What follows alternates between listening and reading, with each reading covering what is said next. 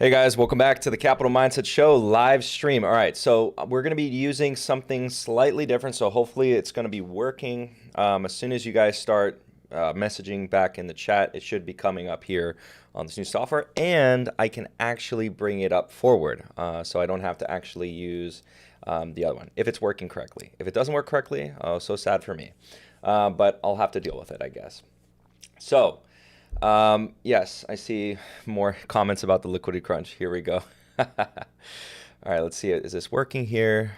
Live chat. It doesn't seem like it's working, unfortunately. Oh, no. Maybe there's a slight delay between it, but we will see.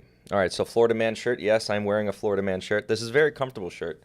So it's very, very light for the hot weather that we have over here. And yes. I got Alibaba ad bullish on Baba. Well, if you got an Alibaba ad, then yes, bullish on Alibaba. All right, so yeah, look, this live chat thing. It does not seem to be working. This is unfortunate. Okay, so I guess I'll have to just suck it up and I'll fix it up for next time because this is a better software at the end because the quality is gonna be better. So I'm just gonna have to deal with it on my end. At least I can still see it on the actual YouTube account, so it's whatever. It's whatever. I just kind of have to deal with it. All right, so today we're going to be talking about a couple of topics. I guess we're going to first talk about the bear market. So what is the bear market? The bear market is really an arbitrary measure. It's an arbitrary name that we gave to something that we typically define as a 20% drop, and the media is going to have like a field day because we hit 20% just at a little bit during the week. You know, what are we going to do? They want to sell headlines. And so, yeah, it's a 20% decline in the overall market. And we saw that briefly. We just hit right above it afterwards, but yes. And so we're going to call it a bear market. I guess we can just, whatever, we'll call it a bear market for what it is. And then on the next bit, I actually want to talk about Ally Bank because I've actually been requested a lot for Ally Bank. And I'll kind of talk about it here, and we'll actually go through some of the numbers together. We'll do it live, so I didn't really prepare anything too much. We'll literally just do it live together. But Ally Bank, I'll talk about some of the preliminary issues that I think are very important with Ally Bank, and I think some of you might find a lot of value. Some of you might not. You know, who cares? But one thing I will say that Ally Bank as a company seems to have good ratings from consumers. So as far as how this affects us as investors, you know, to an extent, we want to know that our customers are happy. People like to say that they have really good rates. I'll talk about all the good, and then we'll talk about the bad. So starting off with the good, it seems, or it appears to be, that Ally Bank is very favorable by the consumer. So the consumers actually really relate well to the bank, and they have very high yield savings accounts relative to other banks. Not the highest, okay, there are higher, but we're sticking to Ally Bank. Now, I want to say right off the bat, everything I do say to the negative of Ally Bank is nothing compared to what we talked about with Voyager with regards to Voyager's books and how risky it is. So I just want to be very clear because going forward, you might think that, wow, this bank is like terrible or anything like that. I'm not saying that. What I am saying is relative to perhaps a pristine bank, Ally Bank is going to be a little bit risky. So that's a spoiler alert right there. All right, so all-rounder, it is good. However, one caveat. So Ally Bank focuses on one particular type of loan. And I'm going to pause here for a split moment and allow someone to try to guess what loans they focus on or are very famous for. All right. If anyone guesses it, I'll be very happy. If no one guesses it, I'll be very sad and angry. Just kidding, but oh, okay, we got two. Okay, yep, everyone's guessing it. All right, everyone's got it. Everyone's getting it. So or bacon loans. No, they do a lot of auto loans. So yeah, all of you guys got it. Very good. So auto loans. So anyone want to take a guess as to, on the risk curve, where are auto loans? Are auto loans on the more risky side or the less risky side, right? The second question, and then that's the last question, I promise. But you guys got it right, auto loans. High, yep, we're getting right answers again. High, risky, yep, on the risky end of the curve. Yes, they are. They're on the risky end of the curve, and they are full of it. Right? They are full of auto loans. So in a good market, this is good. This is a good thing. And you can actually go watch, I confirm this, and actually let me triple confirm this. and I'll share this with you guys. This is so unfortunate this software did not work with me today. There's probably some technicality that I forgot to include as to why it's not showing up in the live chat. Let me see if it's because this thing is not enabled. Hold on. Are you enabled, sir? Yeah, you should be enabled. All right, so yeah, I guess I'll just suck it up. I'll fix it for next time.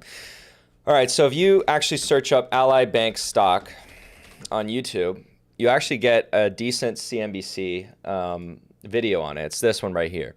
So you get the CEO talking, and I might actually pull them up, but no, we won't pull up. But basically, you can see there, auto loans, the state of auto loans.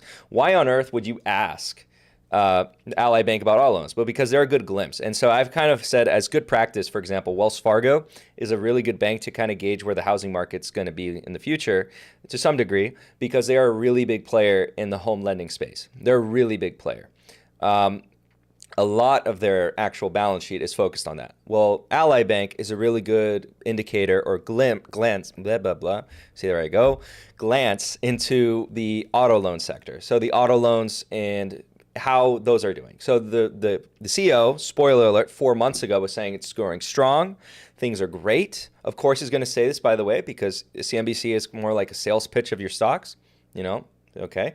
And in this instance, we want to actually then presume or ask the question, is he telling the truth, or, well, not necessarily lying. I don't want to use such a strong word, but is he trying to give us a reality that might be a rosy picture of reality? Well, I'll say that in hindsight, the spoiler of today, yes, he has. So in that video, he was pointing to the future being very good for used cars. Now, what's the problem is that we are seeing lending growth decline in a broad case of categories, and we're seeing that used car market is kind of teetering. We're also seeing subprime lending kind of also suffer. A lot of data has been coming out more recently about delinquencies on subprime actually rising. And the quantity of subprime in the auto loan sector is actually far greater, even by numerical terms, to the subprime in the housing market during 2008, which people don't know that. Now, of course, proportional to wealth is a different measure, but in numerical terms, it's up there. And remember that in the housing market crash of 2008, I'm not trying to equate the two, by the way, but so be careful that you don't. I don't want anyone to take away from that. But just something to point out in terms of statistics, the actual defaults that occurred in 2008, the vast majority, if you actually went back and you probably heard this on other channels, maybe, was from the subprime sector. Okay, that's actually where it was, not on the good loans. The good loans are good. So as a bank, I want to just kind of discuss more on a bank's perspective. You want to actually put on your balance sheet the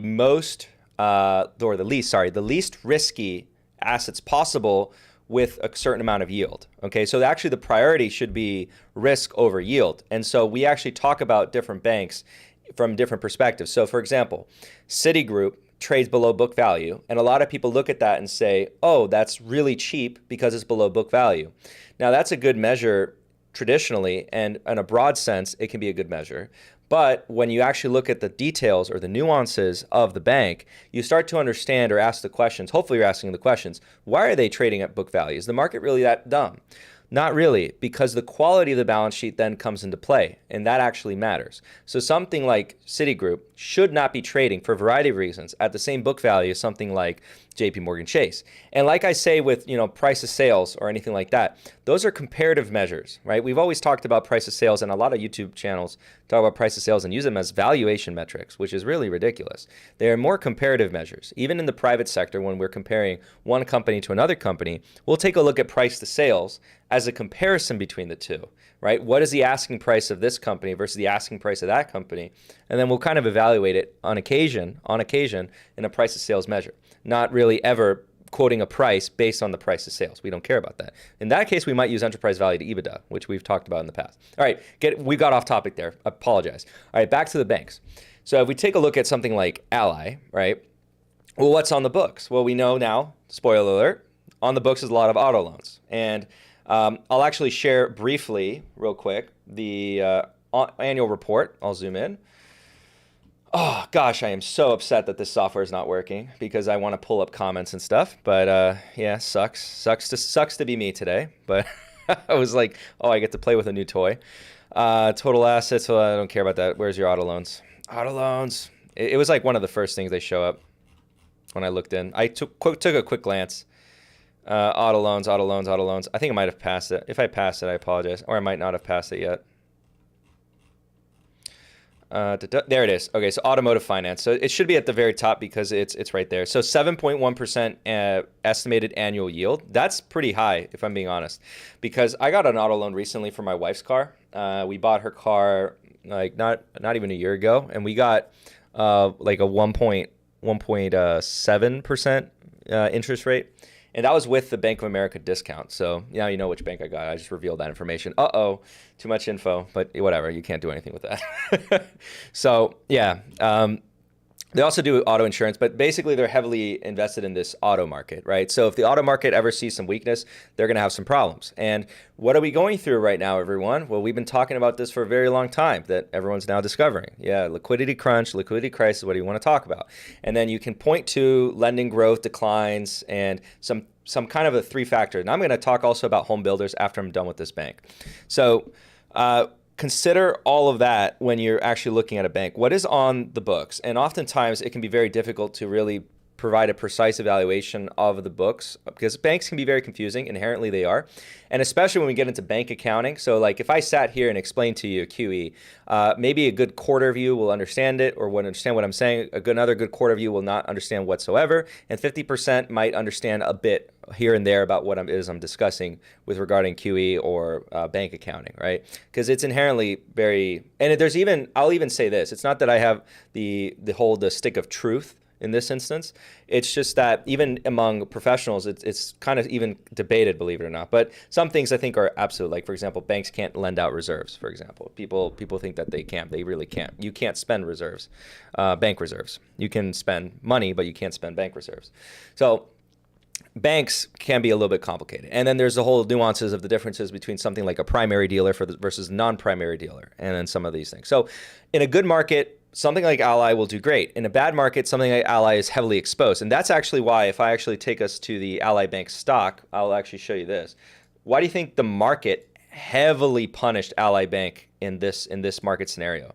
So in a market scenario of a lockdown where we thought we were going to have the greatest recession of all time, the market absolutely destroyed Ally Bank in a very short period of time because the balance sheet is heavily exposed to these toxic, well, they're not toxic in a good market, but they're toxic in a bad market. Very toxic. You really don't want to have that. And you can think of it in an anecdotal sense. Think of yourself in a situation. You're right now going through some tough times. You have the choice to pay your mortgage, you have the choice to eat, or pay your car.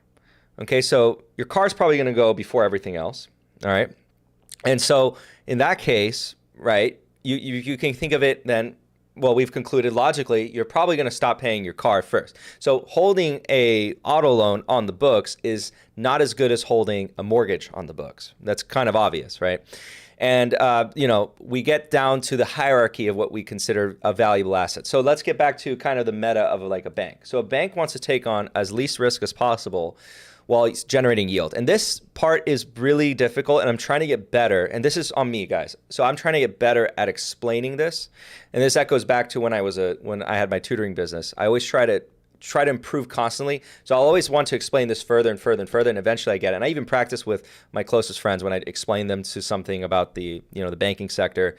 I like to hear their feedback and say, do you understand what it is I'm saying? And then, because it is difficult, and I get that. So some people think that a bank cares always about the yield. And a lot of people even, you might see on TV, think that banks want to have as many people on the highest interest rate as possible, on these credit card loans, right? No, that's actually not true. There are banks that focus on that, but those are lower quality banks. As an investor, you really don't want to have that much exposure to them because those are considered to be subpar, low quality banks, right? Low quality banks. High quality banks try to get only customers that are knowingly going to pay them back because you want the lowest risk possible. Okay, so let's establish that first. And then let's establish the fact that when a bank loans out money, they're not literally loaning out their money. They're loaning out your money, and then you're a liability to them and it's a terrible thing if they lent out your money in this scenario, and then the one they lend it out to, they didn't pay them back. okay, because they still owe you that money, all right, assuming that they don't become insolvent and go bankrupt, et cetera, because back in the old days. Now you have FDIC insurance, but let's remove that because all else being equal, we'll keep the example simple, because otherwise you can see how far down the rabbit hole goes. All right, so then you take a look at someone like Jeff Snyder's work, he's been kind of pointing out that if the banks are, willingly or voting with their dollars and basically buying prime liquid assets, which we'll define as U.S. Treasuries, then that is in essence, a vote of lack of confidence in said economy. So regardless of whatever the bank CEOs say, if the banks are declining or restricting their lending growth in other parts or facets of the economy, if they're not lending out to, mom and pop, they're not lending out to regular people as much as they were in the past in a relative basis, and they're just kind of buying safe and secure liquid assets such as treasuries or just basically the creme de la creme of borrowers, then that's a vote of lack of confidence with their dollars, okay? And then that's kind of like what he's been observing and trying to shout out to everyone, where he calls this, what we are in, and I'm not going to coin this term, he's called it this, the silent depression, that we've been in the silent depression for quite some time, and there's a lack of opportunity growth that we've actually experienced. I've shown it before in some macro videos, and that also kind of echoing Dr. Lacey Hunt's work, who he's actually talked about this too, where we've actually been below trendline growth for quite some time in the United States. We're strictly talking about the United States. Getting into the ECB is going to overcomplicate this example, so I'm going to stick just to the United States, by the way. And if you guys have any questions, but the business banks pretending to be perform. All right, so, well, I'll get to question in a sec because I just want to stick to this point. So if you get to the point where you understand that the bank isn't lending out its own money, but it's lending out, your money, then you think of it like this. If you were to give me I think this example works well because it worked on one of my friends. So if you were to give me $10 million, and let's say hypothetically, all else being equal, in 10 years, I have to give you back $10 million. We're kind of trying to simulate a savings account, a hypothetical savings account, and a hypothetical scenario with a fixed time. Okay, so in 10 years, I have to give you your $10 million back. There is a thought that we can have, or a thought experiment, because that's what this is. All right, to kind of understand this concept. In 10 years, I have to give you $10 million, and that's it. All right, we're ignoring the interest that I'm going to give you for now. All right, so what do I care about the most? I care about generating any form of yield, but then also, as much as I can, guarantee myself that I will get that money or keep that money and then give it back to you. So, for example, if we can start to think of this as a risk curve and an acceptance of the risk curve. And based on the risk relative to the expected return, we have an expected value. Okay. As a bank, I'm going to try my best, right, to get the risk as far down as possible and eke out some yield. And when you understand that, then it starts to make sense why banks are actually completely okay with holding these lower yield instruments, right? Because one, it's not my money. Any money I generate on that money is great. And then you understand what really matters is you kind of come to the conclusion, lending growth. Lending growth is what more matters, and then yield is subsequent to that, right? So a lot of people, and I actually quoted this in the one of the Discord discussions, that an article recently came out was stating that with rising yields, something like Ally Bank is a buy.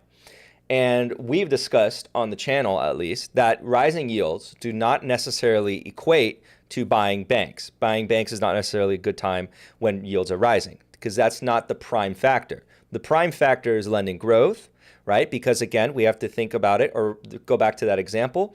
I want to lend out this money. I want to generate a yield on this money, okay?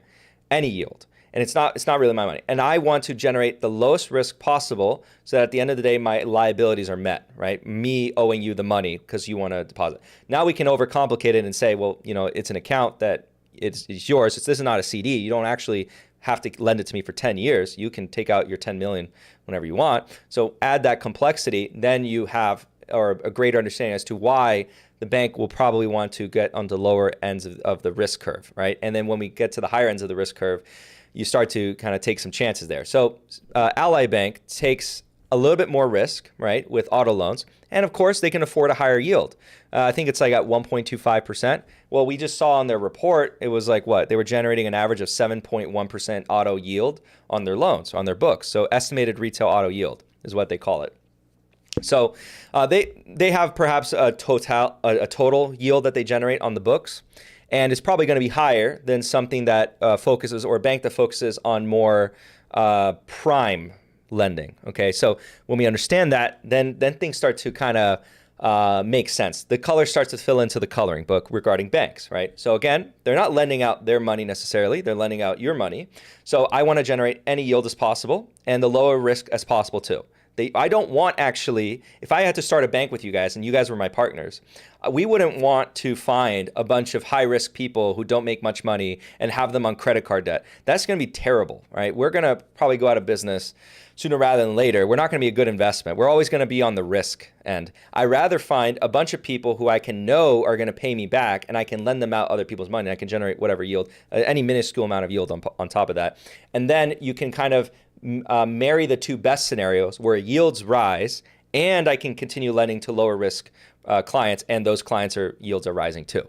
So, that starts to make sense in that case. And then we want to talk about lending growth decline, and then we're kind of going to be finishing off with the banks. I'll answer some questions, then continue on to the next topic. Lending growth decline kind of presents another scenario or an interesting conundrum for banks. So if I can't find people to borrow from me that I really want to lend to, because keep that in mind that, the bigger banks, they're not really wanting to lend to the riskier client base, then I'm going to have to put my money somewhere, right, to generate some yield. And there you are, there's treasuries, right? So treasuries are a good place. And this this scenario can cause yields to come down despite, and then this is, more further kind of talked about in greater detail and in a more intelligent manner, without mercy to those who don't know the vernacular, by the way. That's the thing with Jeff Snyder. He shows no mercy to you if you don't know some of the words. And they actually can cause yields to go down despite what the Fed is doing with rates, which is interesting. And he points to previous times in history, but we won't get to that just yet because kind of wanted everyone to digest that. We'll go with some questions. Okay, let's go here. So I actually kept it to subscribers only, and I put it to a minute because I'm fair, but because I did want some sort of like filtration process so that because it's a lot of comments, guys. All right, a lot of comments, guys. All right, so just looking for some questions, basically. If you have questions, by the way, you have to @ me. If you don't @ me, I won't read the questions because that way I can keep myself organized. Oh, I forgot. I should have said that in the beginning, so I keep kind of like the rules playbook. That way you guys can talk to each other, and then I don't read comments to each other. Does that make sense? Okay, so I think that's fair. All right. So I have one from Capital Mindset. Okay, investing with Cole, Capital Mindset. But Mark Turbury said banks don't loan out people's money.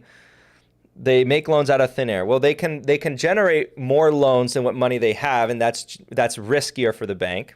So further, like I said in the example I gave, I wanted to oversimplify it. I wanted to make it simple because I like to do all else being equal explanation at first before you can go into add many more factors on top of that.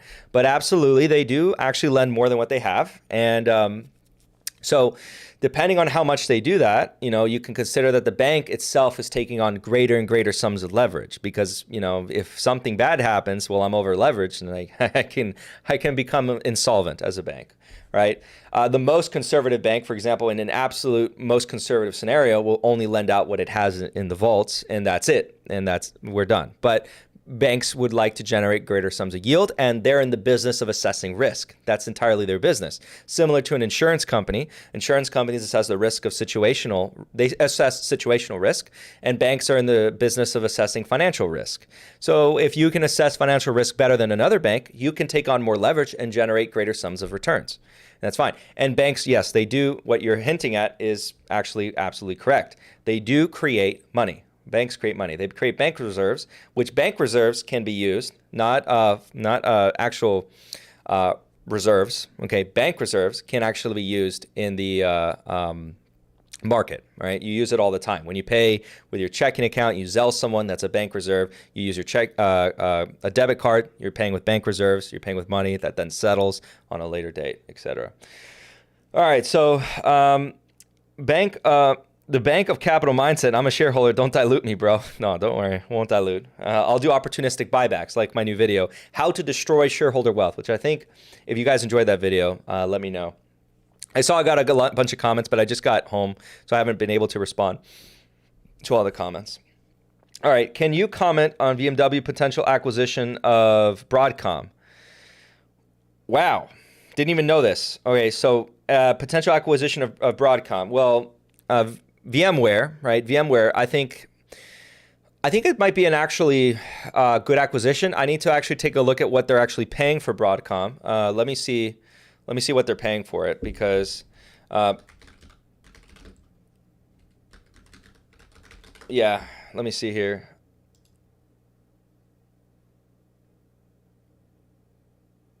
Well, here we go. Let me go on news. Oh, no, it's the reverse. It's the reverse. So can you comment on the potential acquisition? Oh, by AVGO. I read your comment incorrectly. Okay, so VMware being acquired by Broadcom. Okay, because I was like, wow, the acquirer has been acquired. Because Broadcom has a history, a reputation for being a serial acquirer. And so Broadcom buying VMware, okay, makes sense, because VMware focuses on more of the enterprise technology software side. Broadcom wants to get into that business outside of semiconductor design. I think it's a good acquisition, or it can be a good acquisition depending on what they pay for it. VMware it was a trade I used to have with Dell. I talked about this in the past, and I invested in Dell Technologies. If you guys are familiar with that company, yes, the company that makes the laptops, but they also owned a stake in BMW at the time that was worth more than the entirety of Dell put together.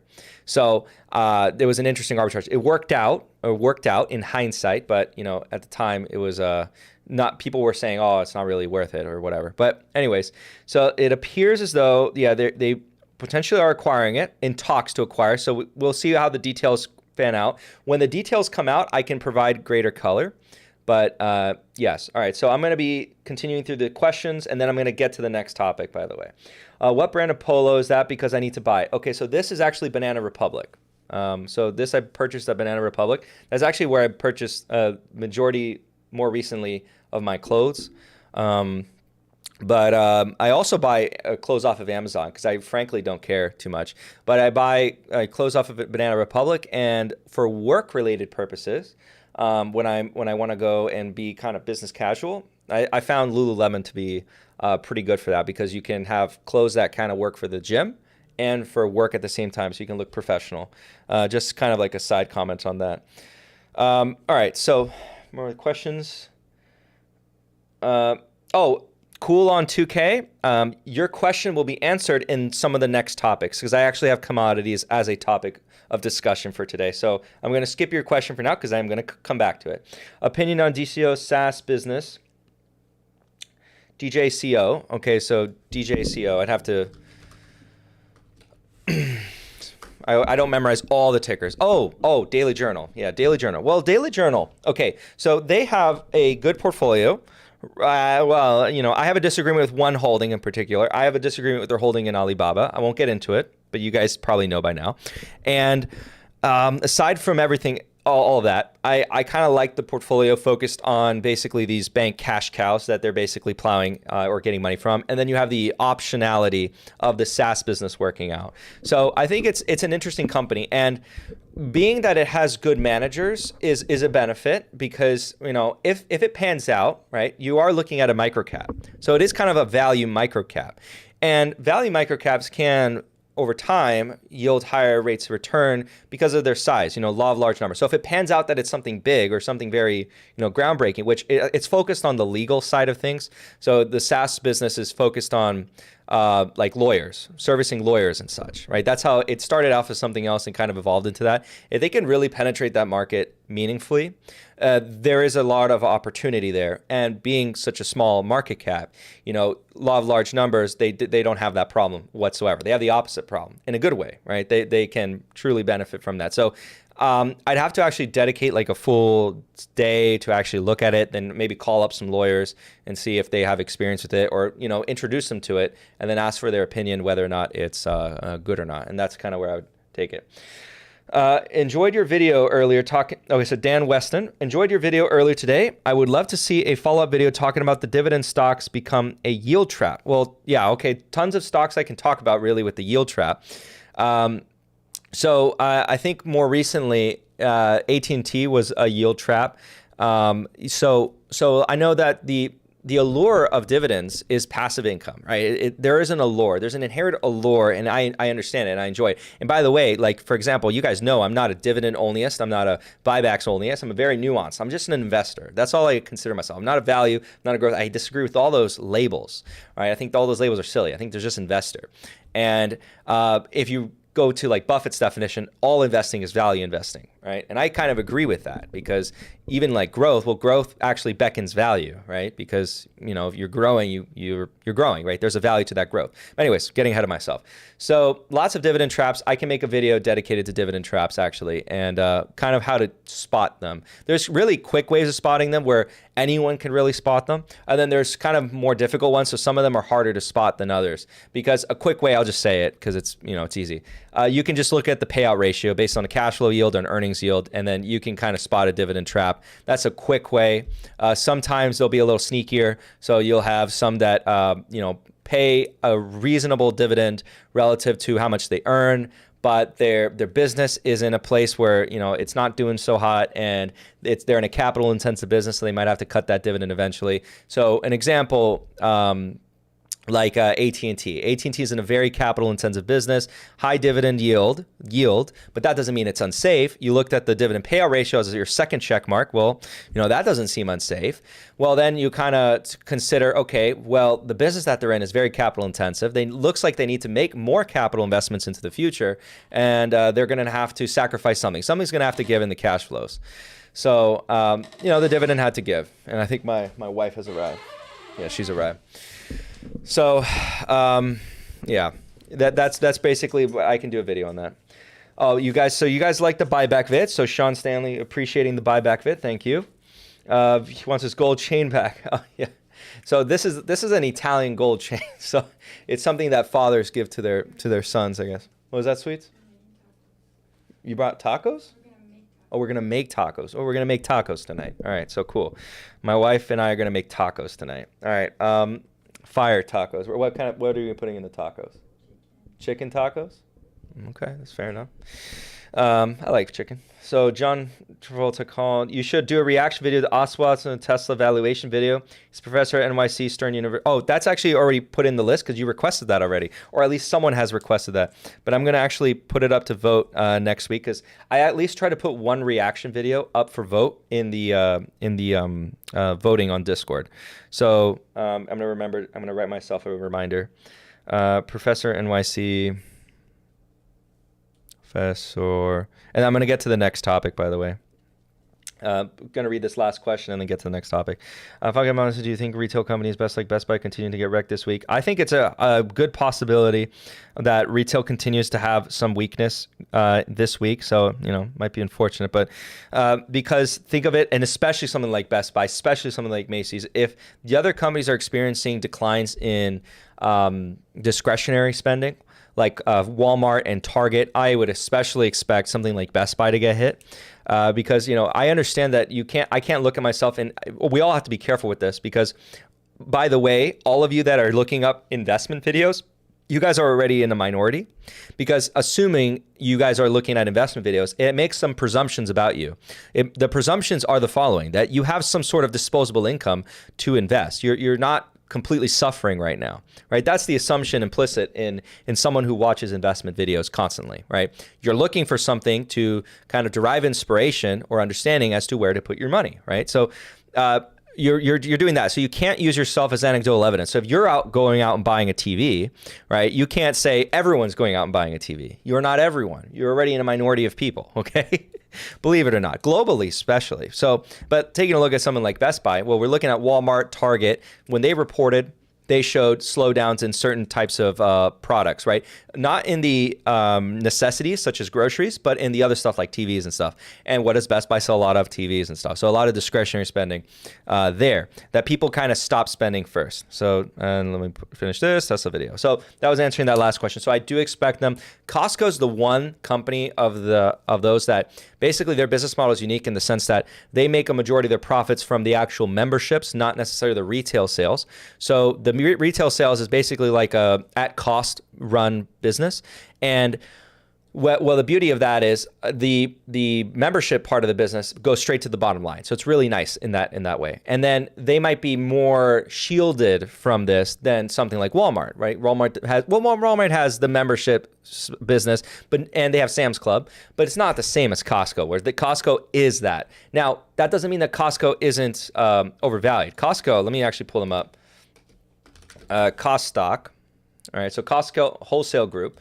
And oh, by the way, if you guys notice, the reason why I like this software far better than something like StreamYard is the quality. So I always got complaints, and I understand the complaints that the quality when I shared my screen was just not that good on StreamYard. So it was a little bit blurry. And I can do a lot more here, which is the only problem is I'm trying to get it so I can share chats, right? So today I'm not pulling up any chats because I can't, right? I can highlight you guys. Like I can do something like this. I can pin a message. Yeah, I can pin messages, but it's not the same thing. All right, so it's unfortunate, but it's not the same thing. All right, so we're sharing Costco here. So Costco's going to report this week. I'm very excited. But you can see that Costco's already corrected. The correction already started back in right here, April 20th. Right? And you can see here that if you listen to my liquidity crunch stuff, you're like, Costco's immune. Costco's immune. And yeah, all of a sudden it's just like hit them like a rock. But remember, canaries in the coal mine were the hint. Some of these greater businesses that people really think are great businesses, which Costco is a great business, they'll get hit later down the road, which they already kind of got hit. So will they get hit further?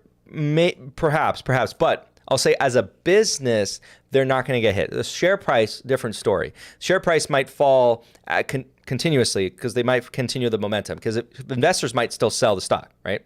Over the short term, who knows? But on a kind of a quick glance, they still kind of are expensive. 33.58 PE. Again, that's a PE. That's on a GAAP basis, so keep that in mind. Very simplistic outlook on this. We don't use PE here to determine the value of stocks, okay? If anyone's new, hope you guys know that. But anyways, Costco, just understand the nuances of the business model. So as a business, they're not going to feel this as much as something else. Now, they might feel it if Americans start to say, well, that Costco membership's looking expensive. And I think there's a lot of interesting videos about how people don't actually save too much money at Costco, that it's actually kind of a trap. I like Costco. I go to Costco when I can. The gas is cheap, stuff like that. But, Walmart, some people might say that Walmart actually does save you more money because Costco incentivizes bulk buying, and then people are pretty wasteful. So they don't end up, the net result is most people don't actually end up saving money. I'd love to hear maybe some of your thoughts on that. All right, with that being said, I'm kind of going to move on to the next topic because I don't see any directed questions, and then I'll reach out to questions after I'm done with this second topic. So the next topic I will go to or move on naturally is to home builders. So home builders look pretty cheap. So if we actually pull up any home builder stock, let me actually see that, and then watch I pull it up, and they don't look cheap anymore. They're just like crazy, 50,000 PE ratio. Okay, so just checking because I don't want to make myself look completely foolish, but because I was like, I'm pretty sure, but they look really cheap. So if you look at that, or like Taylor Morrison, there we go. Everybody knows. Google knows I only look up stocks, so it just recommends stocks. And then, I see they look really cheap on just pretty basic metrics.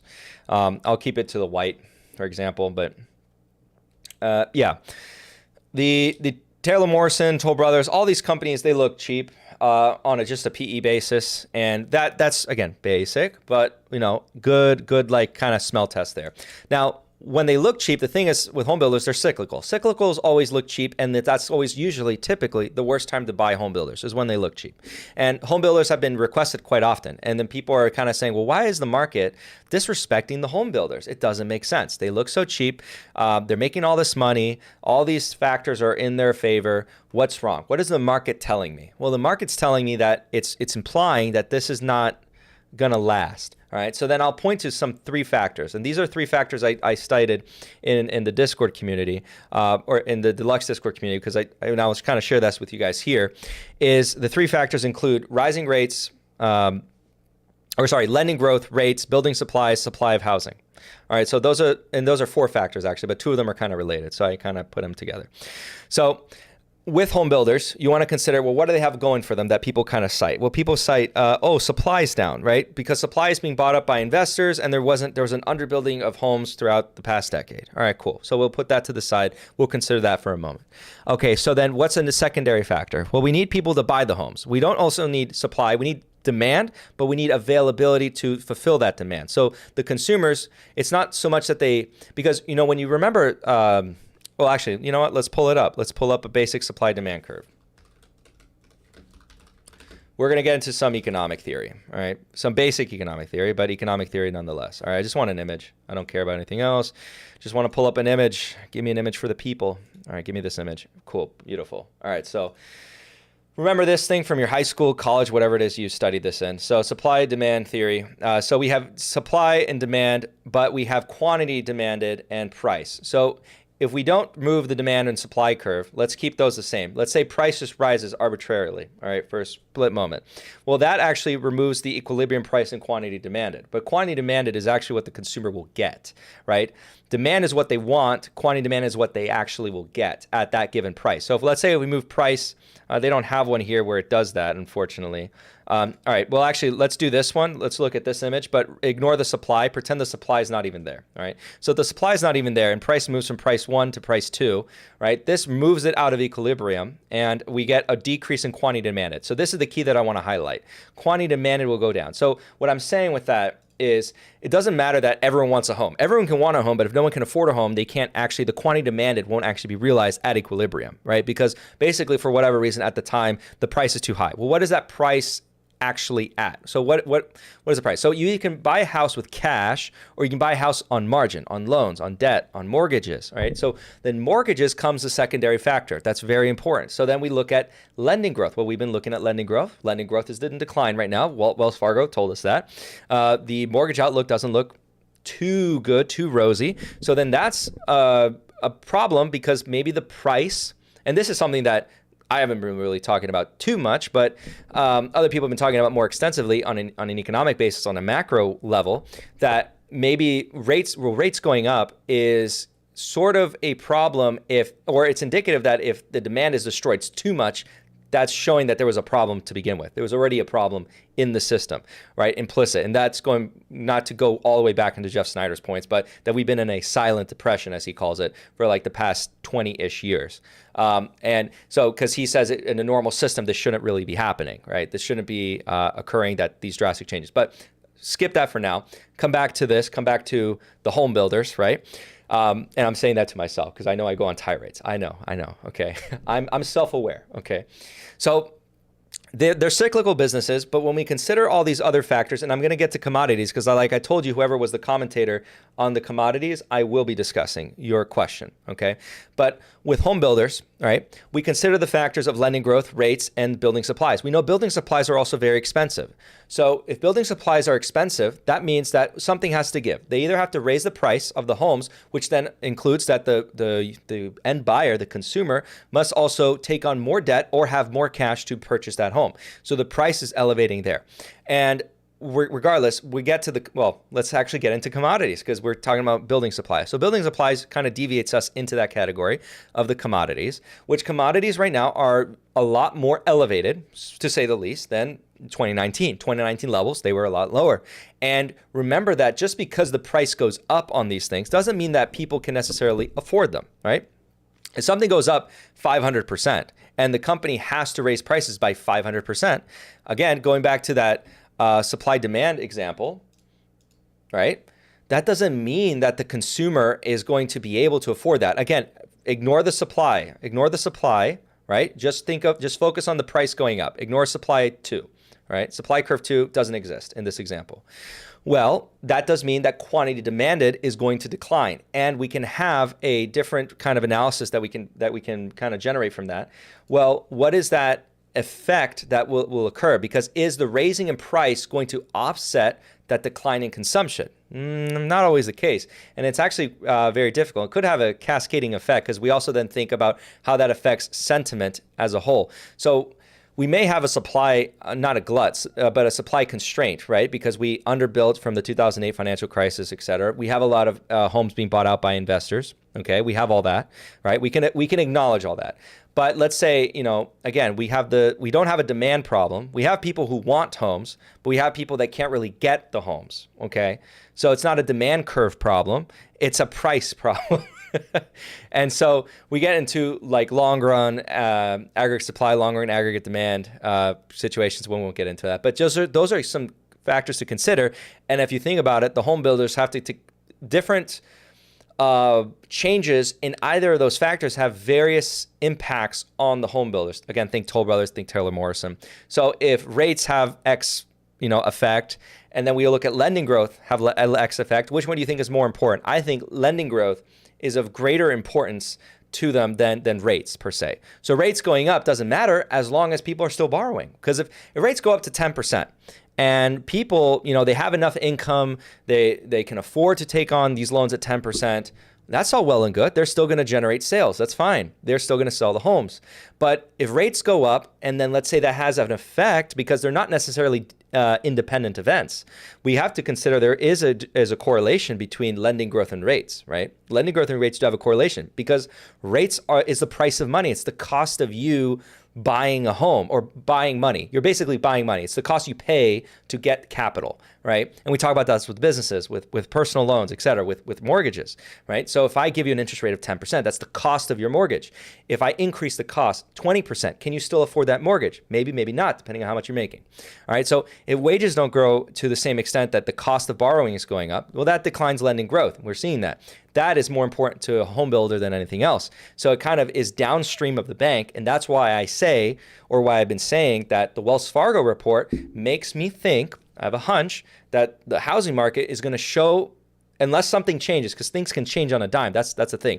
So all else being equal of what we've observed, of what we talked about, lending growth declining, if that continues, if that persists, it will manifest itself into the housing market months from now. I estimate about 6 to a little bit more months from now. So it takes some time, right? And anecdotal evidence. My wife and I we're looking to purchase some more real estate, and before we would never get some callbacks because there was so much demand. There was just so much demand, so they didn't really need to kind of cater it out. And how long did they delay the buying or for us to even go look at them?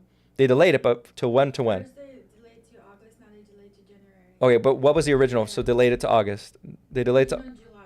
It was originally July. They delayed it to August, and then they delayed it to January. Yeah, sure. All right, and then we're in For one community. for one community.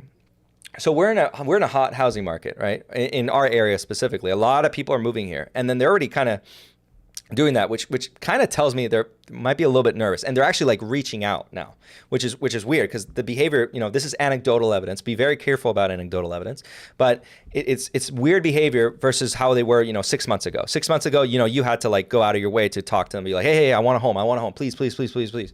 Now it's kind of like, okay, now they're coming to us, so it shows that there's some sort of slowdown kind of already affecting. It's not affecting prices just yet. I see that there's more and more actual supply coming online. If you take a look at the Zillow data, Zillow's been saying this, by the way, too.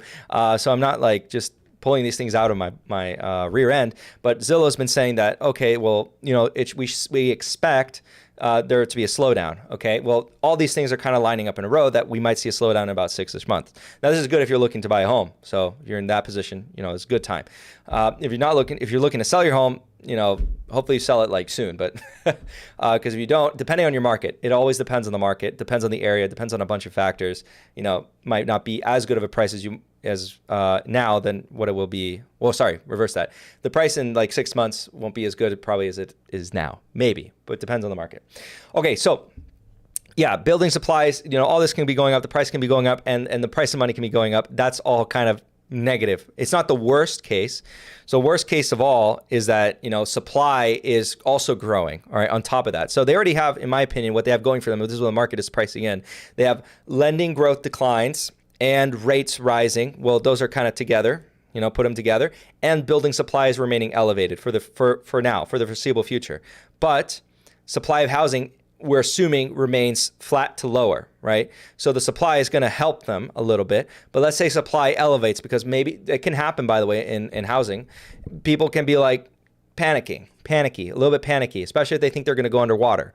And I have a singular investment that would benefit from that category. I won't really talk about that, but unless people ask, but I don't really want to talk about it. All right, so questions, and then I'm going to move on to the next topic, which is specifically commodities. All right. Capital mindset to gauge real estate market. I like looking mortgage brokers versus builders. Yes. No. Because builders, you're right.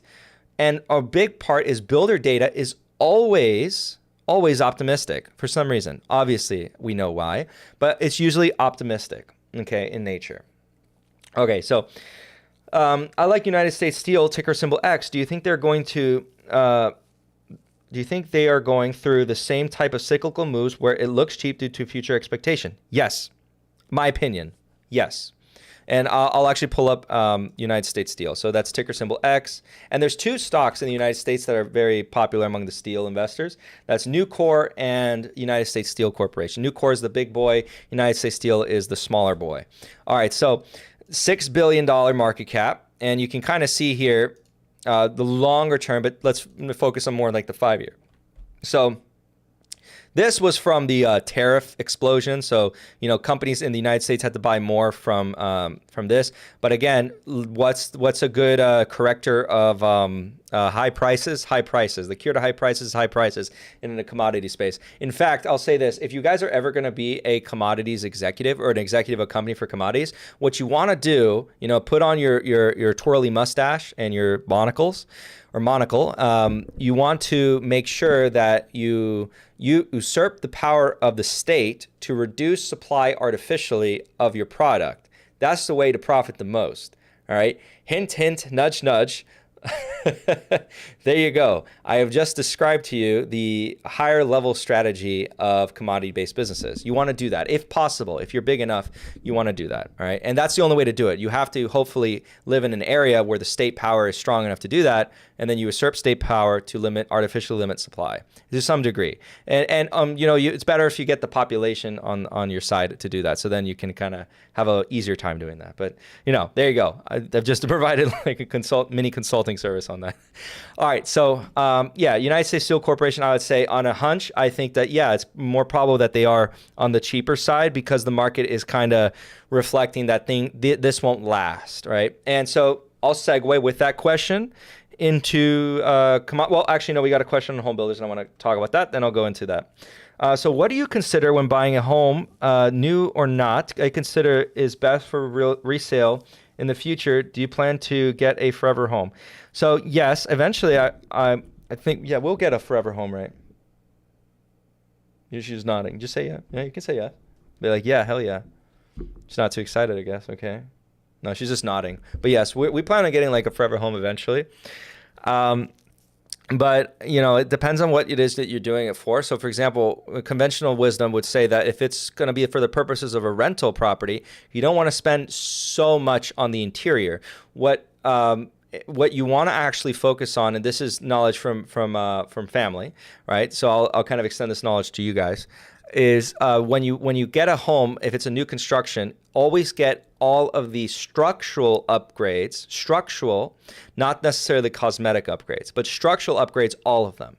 And because structural will not be changeable in the future, it's going to be a pain in the butt to change in the future. So all the structural upgrades are worth it for the actual value of the home. And location. I know that's a really talked about topic all the time in real estate, but that's the primary factor. Where's the home located? Because at the end of the day, the highest tenant quality would be one in the best location. All right. Because what do you want from a tenant? All I want from a tenant would be to pay me on time and to not destroy the property, to not devalue my property so that when they leave, I don't have to put a lot of capital into fixing it up. And hopefully, I would like a tenant to remain there as long as possible. So this is actually contrary to what some people might believe, right? Because some people believe landlords want to just always increase the price on the tenant. Well, if you can get a tenant that is fitting all those other check boxes, right? This is me personally. If the tenant's not destroying the property, if the tenant's always paying on time, I wouldn't actually want to raise the rent too much on that tenant. I want the tenant to stay as long as possible. As long as my mortgage is being necessarily covered, or like my liabilities on that sense are being covered, I won't really want to raise the rent. Maybe if the property tax rises, I'll raise it in accordance to the property tax. But as far as like risk goes, if you find a very high quality tenant, there you go. It's very similar to kind of banking and real estate. That's why I kind of hinted at real estate slightly when we were talking about the banks earlier. But, you want to maintain high quality tenants. You want to maintain high quality lending. So lending profile, high quality, tenant quality, high. And then you want to maybe, like just as, if you're a high quality lender or you're lending to a high quality loan, your rate's going to be lower. Because why? Because the risk is lower. Because you appreciate that risk. Same with real estate. That's how I think of it too. So I think, for example, there's a law in California. California has some really Chad real estate laws regarding real estate taxes that they tried to repeal, but thankfully for them, they couldn't, because that's one of the things that they got going for them that I wish Florida would adopt and Texas would adopt. And that was a thing that was adopted in 1970, so a very different California than the modern day California. Side comment on that. But they actually passed, like in some areas, like rent controls. Rent controls, make it tough, because then you have to almost increase the rent. You have to increase the rent even if the tenant's really good, and that might push them out, which is unfortunate. But because you have to do that because of the value of the property, you can't sacrifice the value of the property. Anyways, side commentary there. So that was there. She will not give you a rule. She will never do a rule. Yeah, no, she will never do a rule. Would you do it? Would you do it for $1,000? 10,000? No, she's saying no. 100,000. Come on, 100,000. 100,000, maybe. That's a maybe. $100,000, and she might do a RU. That's how much she won't do a RU. Okay. All right. So on to the next topic, which is strictly commodities. All right. So we covered home builders. We covered banks. You see? Do you guys like this organization? Oh, we got $1 million super chat from Julius Caesar. Do you believe me that it's $1 million? No, she doesn't believe me. All right. So she's not going to do the RU. You know what that reminds me of? You guys remember? I know it's a meme. Shrek. To do the roar kid. That's what it reminds me. You guys are basically doing do the roar, right? Which is kind of funny. All right, so commodities, right? So yeah, you guys know what I'm talking about. You guys know, all right? That's basically every time when you guys do the do the roo, I literally replace do the roo with do the roar. You guys should start doing that on Strongman's live streams and stuff. Just say do the roar, and see if he gets it, because he is a millennial, right? So he has seen Shrek, all right? So he'll probably get it. Yeah. All right. So focusing commodities. Bring the wife on camera. You want to come on camera or no? Another day. All right. She says another day. She's come on like some live streams by here and there. Well, not on the Capital Mindset. You haven't actually been featured on Capital Mindset live streams. You've been featured on other live streams. I've been on the meme. Oh, you were on the meme. Yeah. If you want to see my wife, you go on the Target meme. Yeah. That sounds weird. I know. It sounds like something else. All right. Anyway, so commodities, right? So it seems to be that we're still in a bull run for commodity stocks. I already talked about. Actually, you know what? Let's pull up the portfolio and I'll just have a discussion, because I haven't done a portfolio update. So consider this a portfolio update. So let me pull it up. By the way, it's so convenient, because I actually love that I actually took the effort to build this, because then I actually utilize this to look at my portfolio, because it's so much easier than going on each individual account. So it's really nice. Let me see. There's always someone on here. Yeah, there's one person on here. Who? Thank you for what? Oh no, I don't get it. I don't get it up to date as much as you guys. You guys get it more up to date. Yeah. So you're looking at the comments more up to date than I am. All right. So let me actually share my screen. We'll talk about the YouTube index too. Why not? Because since we're on here, what do we see? Can we get a brew? Oh yeah, I already read that. That's a nice boulder. I don't know where the boulder is. All right, so this is the portfolio. Let's go to the YouTube index first. All right, so YouTube index is performing amicably. We have two stocks. Wait, what is this? What's going on? Planet 13. Planet 13's in the break even. Really? Okay, whatever. I won't question it. Just a warning, as always, do not copy, please. Okay, do not copy. All right, cool. So now that we got that straightened out, do not copy. These are the returns so far of the YouTube stock index. By the way a stock really gets in here is because of how much it's talked about. And then it's weighted in two various methods. But yeah, YouTube stock index, everyone, making an appearance here on the live. And yeah, we'll go into holdings. All right, so it's only actually been up to date since 5/19. I do have to do a new update probably, but we'll do an update since then because I'll talk about some of the changes. But what were you on here for? We were on here for commodities because I'm here about commodities. Is the link to the portfolio in the description? Don't see it link or on Discord. Here, actually, let me share the link. Copy link. Okay, so copy link. I'll just put it in the Discord general. Technically, if you guys really want to find it, it's in every single one of my portfolio update videos. So if you just go through my videos and just go on the portfolio updates in the description. All right, so I'm putting it in the general discussions on the free Discord, and there it is. Okay, so back to the live stream. All right, because it's very easy to just post it there. I can just put it in the description after I'm done filming this, and then I can just edit and put it in the description here. So if someone watches it later, they can follow along.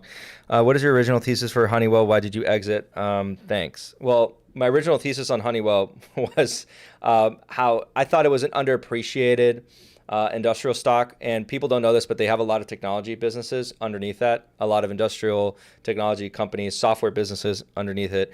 And this was, well, I guess they were appreciated, they were getting appreciated once they were added to the Dow.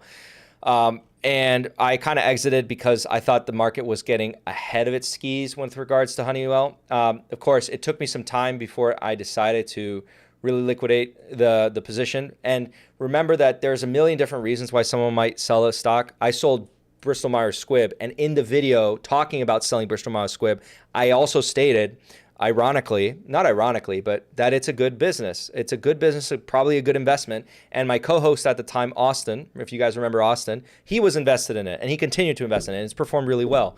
So because we talked about Bristol Myers and how it was a good business, all right? The numbers made sense. The model at the time was saying the numbers made sense. The investment made sense, and it turned out well. So there's a million reasons why to sell a stock. I wanted to sell Bristol Myers to buy a different stock. That turned out well too. There's a million reasons why someone can sell. It's not that Honeywell is bad, so I don't want to think. If I sell a company, not because it's a bad company. It could be for a whole host of reasons. Maybe I wanted to grab some money and go enjoy myself. Who knows? So it could be a variety of reasons, right? Could be de-risking the portfolio, such as like I sold in particular, and I want to actually remove that because you guys are going to get the audio from the Discord. I sold or trimmed really heavily, if you guys remember, ConocoPhillips and BHP. I trimmed those really far down. I think I also trimmed Rio Tinto, but Rio Tinto was less of a play than BHP. But Rio Tinto, I'm kind of questioning. And that actually brought down the weighted gain, right? Because I took profits. So it brought down the weighted gain measure. Because when you take profits, that's what tends to happen. We talked about that when I forgot I'm not even sharing my screen. Complete fail, apologize.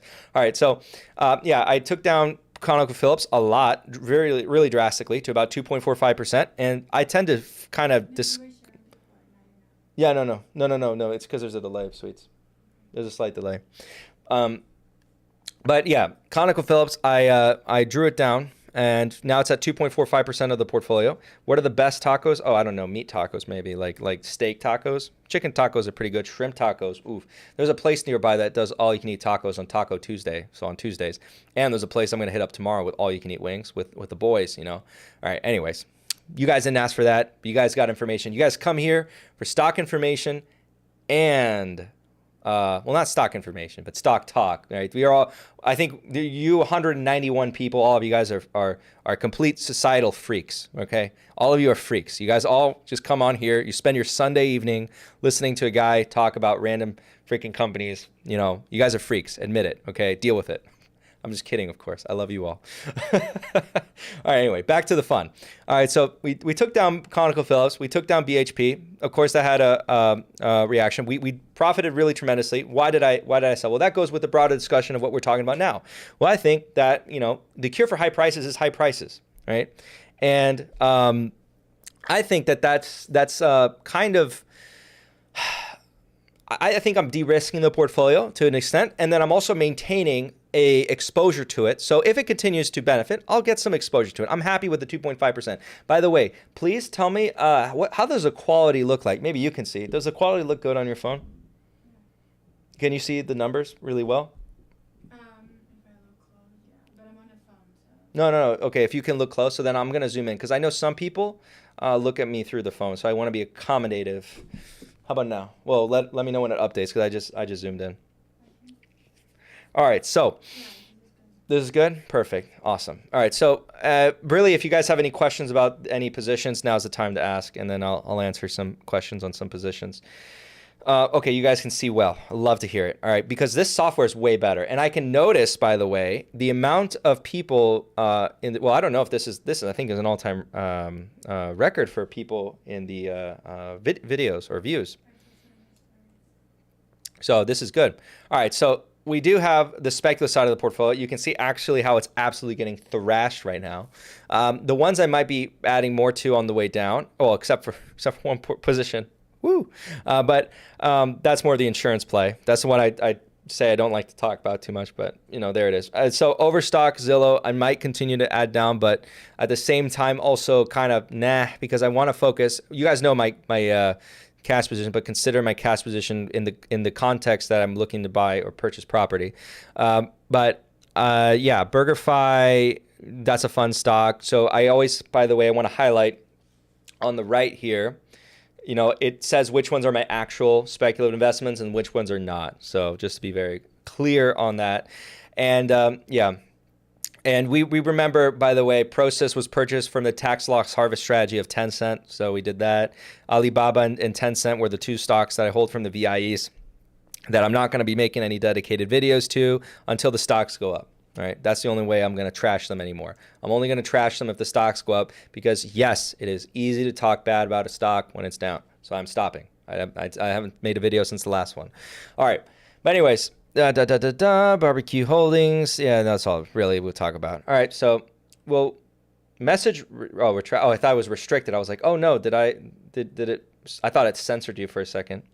And I was like, no, we can't have censorship here because it's a policy of capital mindset that anyone can comment anything. Okay, you guys can do whatever.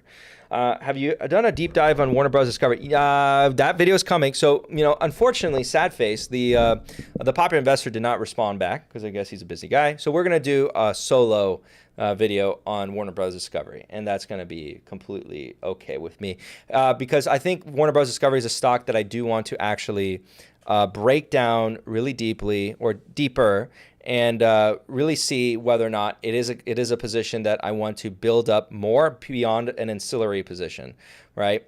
And we'll of course see in that video. You guys will get an answer when that video comes out, okay? No, it's not because Burry has a position. I've held the position for quite some time now. I've actually brought down the cost basis a bit. I've added to it, so it's grown a little bit, but yeah. Okay, we got a question here. But by the way, for anyone joining, please at me. I know that some of these questions are for me by the context of the question, but please at me in the question. That's how I filter through, see if it's not discussion between each other. But I'm also not a complete stupid person, so I can get the context of it. So we got a question from Adam Nash. Is the DCF model really the only way to value stock, at least without going too far into the weeds? So no, the DCF operates on the principle that an investment is the present value of various returns into the future. And it's based off of a variety of what we call maybe hurdle rates or a required rate of return or a discount rate, whatever you want to call it. So depending on the context of how it's used in a different way, which I'll state to you here and now, if you take a finance course, you're going to learn how to build a basic DCF model. And there's a million different ways to build a DCF model. There's very complicated variations of it that, are all competing for preciseness, for accuracy. And, some people's DCFs are going to be better than others objectively, sometimes subjectively, depending on your perspective on it. And so, you can have a DCF model like everything monies, right? Which I'll tell you right now, not really worth paying for. My personal opinion that I'll say, it's very simple to actually build that variation of a DCF model. And the accuracy will vary depending on the variety of assumptions you make. And the greater the assumptions you make, and when you kind of paint a broad brushstroke, or brushstroke, you're going to have greater and greater complications, especially when it comes to accuracy. So that's something you do learn in finance. And, and I'll address this here. I know you didn't ask, but you know what? I go above and beyond to try to answer questions and provide information where I can. So, in finance classes, you also learn that academically, you can use weighted average cost of capital, right? Academically. But the thing is, you learn in an academic setting to do so with the issuance of a project, right? So a project, like you're working in a finance job at a company and your boss asks you, should we take on this project? And you analyze this. So you use WACC to then use it as a hurdle rate. You'll use various measures such as IRR. You'll also use a variation of IRR that contributes or attributes to it the measure for size of the project, because a basic IRR does not attribute for size of the project. So then you can use again an NPV function or a discounted cash flow, however you want to call it, to then evaluate the company. Now the inputs that go into it can entirely vary, right? And then on top of that, right, when we get to the inputs of the actual measure of the return is important. And I'm not talking about the measure of return. I'm talking about the cash flows. So in a simple DCF, you have the cash flows, right? Well, what is going into there? That's very important too. So then the accuracy of that matters, right? The whole host of reasons. What I want you to remember is that there is a stupid amount of variations, right, technically, that you can make in a DCF. And anyone can design their own DCF.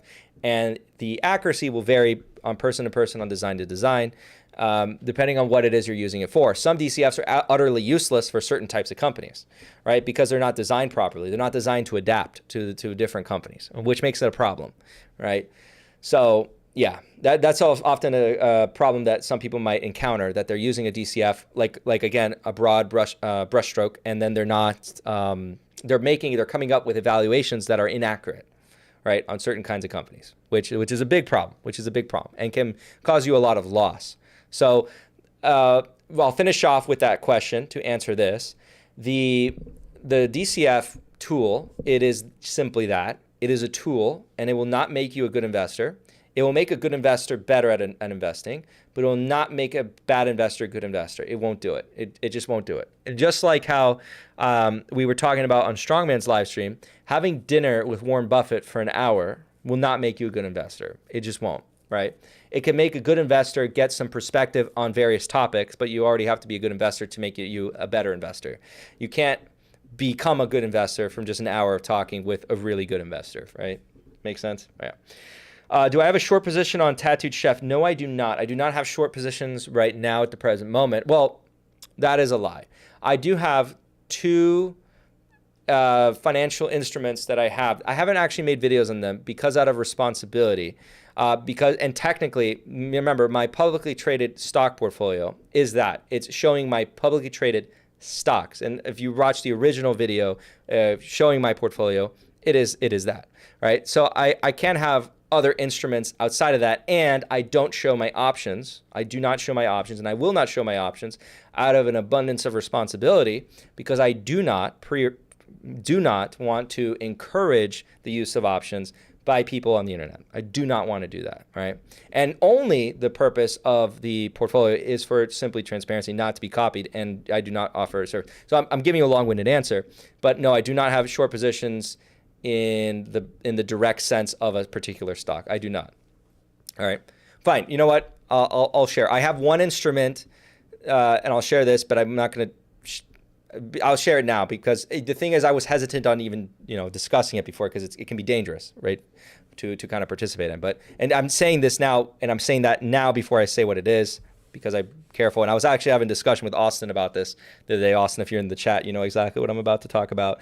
But shorting yields, right? Shorting yields for the liquidity crunch. That was a position or an instrument I was involved in. All right, but that's neither here nor there. That's not going to show up in the portfolio, so that's not going to contribute to the weighted gain of the publicly traded stocks, because it's not a publicly traded stock. So that's it. All right. but yeah, that I don't short stocks like that. All right, that's not really my stock. All right, at almost the same time did you do the Joseph Carlson video, he released a new stock investment rules to his Patreons. I gave him credit. He is still learning and adapting. Yeah. Like I said, he's not a fraud. I saw some people saying he was a fraud. I'll defend him on that. He's not fraud. He's not a scammer. He's not trying to scam you. He doesn't know what he's doing in some instances, but like he's definitely a guy that I would talk to personally. I don't know if he talked to me because maybe he took offense to my video, but but I would definitely sit down and talk to a guy like Joseph Carlson. All right, he seems like a genuine character. Nothing wrong with what he's necessarily doing. If for example, but I did see some comments saying that claims. I want to say this, but if these claims are true, then I change my tune, and I reserve the right to change my tune. So put an asterisk on this. If the claims are true that he kind of shuts people down on their criticism, then I start to question it, because then, it starts to show that, like, you don't stand on yourself. You need to allow criticism to flow through, such as like, if anyone were to come up with criticisms towards me. Oh, BP, here we go. Okay, so BP usually does criticisms towards me here and there, and he's completely allowed to do so. It's completely welcome, because if you don't allow criticisms to flow through, you're kind of walking on shaky ground there. So if he does that, my tune will definitely change on that front. Okay, so again, asterisk there, but on the premise, he's vastly different. That's why we can't ascribe the word fraud to everything, because then it loses its meaning. Just like how we ascribe words to very serious accusations. If I call everyone an M word, right? An M with Mary, M for Mary. I don't want to say the word because of YouTube, but it ascribes the act of taking a life, right?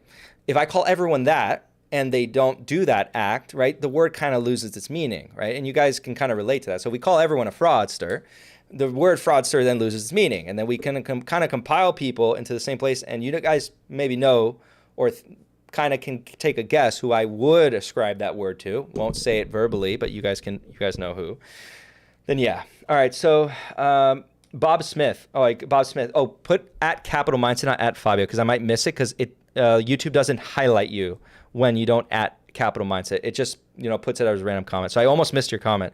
What is your cash position right now? So it is teetering on just above, just under 40-ish%. And I'm going to start getting perhaps more aggressive in purchasing shares. And if the opportunity presents, like, again, caveat for real estate, remember that caveat.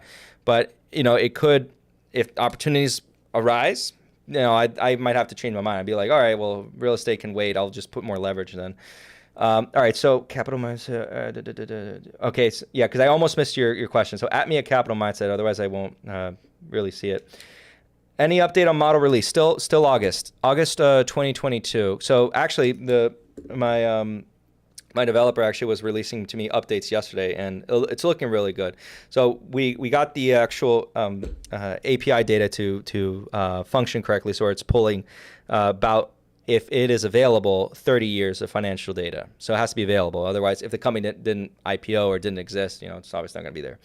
I know it was a waste of time, but can you build Jeremy's portfolio similar to the two portfolio to keep up with how much he is down? I think Strongman and crew would like that. Yeah. Actually, I'm going to do it, and I'm going to give credit to a subscriber who sent it to me. I'm going to email him back, and I'm going to ask him if I can take the data he's given me and recreate it. So he has already actually done most of the work, which I really going to appreciate, which is why I'm going to credit him, because he deserves the credit. He put in the work. I'm going to ask him how he wants to be given credit, if he wants to be given credit, because some people are more reserved, and that's completely fine. So I want to waste. Okay, so if Jeremy just did the opposite of all his moves in the past few months, yeah, he would have made a load of money. Yeah, probably. Okay, so I got a super chat, and I can't put it up, which is unfortunate, because I have to set up this freaking software. So I really apologize, Maximilian. Yes, I did take a look at GPN, and I'll tell you, the company is really interesting. Okay, so it is already designated that it's going to get its own video, regardless of how anyone votes. I'm going to do its own video. It's going to get its own dedicated video with an analysis and everything. And also, I'll give you a little hint here, because we'll pull up GPN. I may or may not be opening up a position in this stock, okay? may or may not, right? And that will be kind of finalized within that video, and I'll give an answer in that video for transparency purposes. But yeah, it will be this week. That video will literally be this week. But yeah, this company is the one he's talking about, Global Payments. So this is a serial acquirer. It's been actually doing pretty good at kind of its efficiency and its acquisitions. So I'm really liking it. I'm really liking it. And we got another super chat. Thank you, Maximilian. So Burry just bought a large position in the last quarter. Yes, and I think Burry, when I took a quick glance at it, both in the live stream when last you asked, was it does appear to be cheap. It does appear to be cheap. What I'm going to be basically focusing the analysis on is the risk profile. What are the risks? What are the competitors looking at? How might the current environment we're in affect us? Stuff like that. And otherwise, no, the company does look cheap on a cash flow basis. Now I'm going to be trying to normalize the cash flows, making sure the cash flows, there's not something, weird out of the ordinary causing the spike in cash flows or causing it to look cheap. Because look, on a PE basis, it looks expensive. But as we just discussed in the last time, it looks expensive because they're expensing a lot of intangibles, right? And so that's not really an expense necessarily. They're just reducing or amortizing some assets, right? Which is fine, right? So we're going to take a look at specifically the risks, and then from that we have to decide, well, what would be my position sizing? How much exposure do I want if I decide I want exposure to it, which will then determine everything else. And I'll be excited to that. I'm very excited for that video. Okay. So look out for that video, Maximilian. All right. And thank you again for the super chat. Capital Mindset, what is your cash position? Oh, I answered that one already. Sorry. Fred, do you use technicals? Sometimes I'll use technicals, but I don't rely on them. I actually am quite lazy investor when it comes to my own portfolio. I literally quite like to buy something and kind of forget it, and only come back to it if I believe the market has made some strong assumptions that I can't really assume or I can't get behind, or I need cash for something else. It could be a variety of reasons that I might decide to sell, and I'll look through all my positions and I'll say, okay, which one, if I had to sell, would I sell? Right? Usually that doesn't happen, but I'm saying I'm leaving myself open to that ability, or to that possibility. By the way, just friendly reminder for anyone new joining, please @ Capital Mindset so I read your comment, because that's how I'm kind of scrolling through.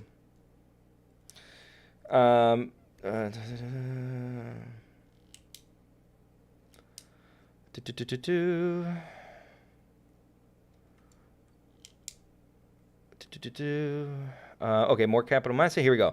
What do you think about Tesla stock? I think of Tesla, well, funny enough, I just made a video on how to destroy shareholder value. And in that, I discuss about the article, this random article, which I think CNBC talked about, which I think CNBC, sometimes I feel like they have nothing else to write. So Tesla buyback, and you just click on news, and the first thing that comes up, oh no, it's no longer CNBC. So Google's like, you're done with that. But this is the one I talked about. So Tesla whale calls for $15 billion, and it's a guy's named Leo, whatever. So he wants to do a buyback, and I expressed or talked about how that would be very destructive to shareholder value longer term. And yeah, so I think that they should actually be issuing shares because the stock is kind of overvalued, in my personal opinion. Some people might disagree, but that's what makes a market. And I think that if they take that 15 billion, they listen to this guy, which they haven't announced it though. So I don't want to criticize Tesla because the company hasn't done anything wrong. This guy is just I don't know what his motives are as to why he's suggesting this, but I'd say that it wouldn't be ideal. In fact, they should take that 15 billion. And if I was a long-term shareholder, the true long-term shareholder, I'd say invest that money into the business, build out more production facilities, build out more productive capacity so that we can fulfill demand. That's what we need to focus on at the present moment. We need to focus on building out things so that we can control costs and fight inflation for our customers, right? That's what Tesla should be focused on. And they're in a unique position because remember what I talk about with weighted average cost of capital, so WACC, right? As a management team, your goal should be to lower that as much as possible. And companies can't just issue shares willy-nilly all at once, all of a sudden. There's a process by which they have to go through it. But after that process, let's say it's all well and good and they have the opportunity to do so, they should be doing it. Something like Tesla, and I've actually, let's pull up this and let's go up here. TSLA, kind of just a review of what I talked about in the new video. 1% would be $6.8 billion, right? they can build at minimum 1 gigafactory with that. Forget about all the other investments. And you take a look at the competitor. Let's take Ford, for example, or GM. Heck, GM. So GM's 50 billion. General Motors is that. Let's do TM, Toyota. So Toyota, still could issue some shares, 2.6 billion at 1%. Tesla currently is at a position where it could issue a theoretical 1% and generate about 6.8 billion in there. And it's only 1% dilution. So they're in a unique position relative to their competitors where they have a cheaper access to capital via shares. And so share dilution would be ideal at the present moment. We talked about broad-based buybacks are not good. And yes. All right. So by the way, I just saw your second question, Maximilian, after I did see your super chat. I read it out loud. My software's not working to bring it up. So I just read your super chat out loud. Let me know if you did see that I did address it. Okay. I addressed it verbally. Okay. So what are your thoughts on Micron stock, a favorite many value investors? I think when I did Micron last time, I said it was kind of overvalued for my taste. Yeah. Okay. So it is below when I talked about it. A little bit. It's just a little bit below. And yeah, but Micron, the thing is, I mean, I think part of me wants to say, and this is the problem, part of me wants to say by default, it must be a good company because value investors are all in it. Yeah, but that's wrong. And I know that's wrong to think. So then I would like to look a lot deeper and kind of echo back my previous comments on Micron that just because a lot of value investors are invested in it doesn't make it actually a good company. In fact, I criticized Monish Pabrai for Seritage Growth Properties. I thought that company was terrible. I disagree with him. I think that everyone should be willing to disagree with these great investors. They could be right on some things, wrong on some things. And I didn't do great investors in a mocking way. I meant great investors because that's the quotation of the term. Okay. All right, capital mindset. Their 10. Oh, okay. So you probably did hear me say, because I see your question. Their 10K goes through how they amortize, calculate their intangibles and goodwill. It's not just all air. These intangibles are real, sellable software. Yeah. No. I know that. Like it's because of they're amortizing a lot of the previous businesses that they acquired, or softwares they acquired over time. So it's all well and good. They should be doing that, and good on them for doing that. And it's making it appear a lot more expensive on a GAAP earnings basis than it really should be. And I think from what I observed about Global Payments is that their acquisitions are very strategic. They're a serial acquirer in the good sense, not in the bad sense. I think Michael Burry sees that. So again, I am excited about that company. I'm really excited to actually do a video on that, and I probably might add it to the portfolio, most likely, because I want exposure to that space, but I haven't really found one that really piques my interest to an insane degree. Like PayPal is one that I've been assigned recently, and I've been doing my research on PayPal extensively. And my conclusions are still kind of it appears to be a good business. It's just you have to pay the right price for it. But yeah. Okay, so what is better? Okay, we have more questions. What do you think about Para stock? So Para stock, you're probably asking because not Michael Burry, Warren Buffett bought it. So Warren Buffett bought Paramount, and Paramount popped on that news, I believe. So just put Para. I like the new name change, to be honest. I think the new name change is good. So Paramount Global, and yeah, let's see the pop. The pop was more recently. Yeah, you see this pop here. Boom. All right. So yeah, I think that there's a lot of room or a lot of space for a lot of these companies to compete well. They just have to figure out their niche and kind of stick to that niche. I think that Paramount can still succeed, and Netflix can still succeed, and Warner Bros. Discovery can still succeed, and Disney could still succeed. I think, for example, when I kind of highlighted it, but I didn't probably do a good enough job of highlighting it.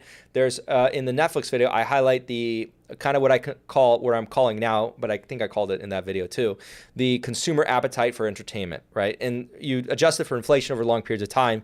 All the streaming software services today still added up don't actually match that supposed theoretical, and I highlight theoretical appetite measure. So adjust for inflation, it's getting cheaper. So I know that when people say, oh, when you add them all up, it's the same. It's technically not that much the same. And some people do not get all of them. Some people just get a couple of them, right? And I think that the market will have, most consumers will have 2 to 3, maybe 2, and some will have only 1, all right? But I think a decent amount of people will have 2, because there's different tastes, so to speak.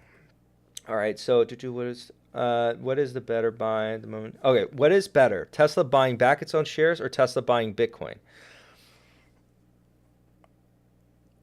I'd say, if I'm being honest,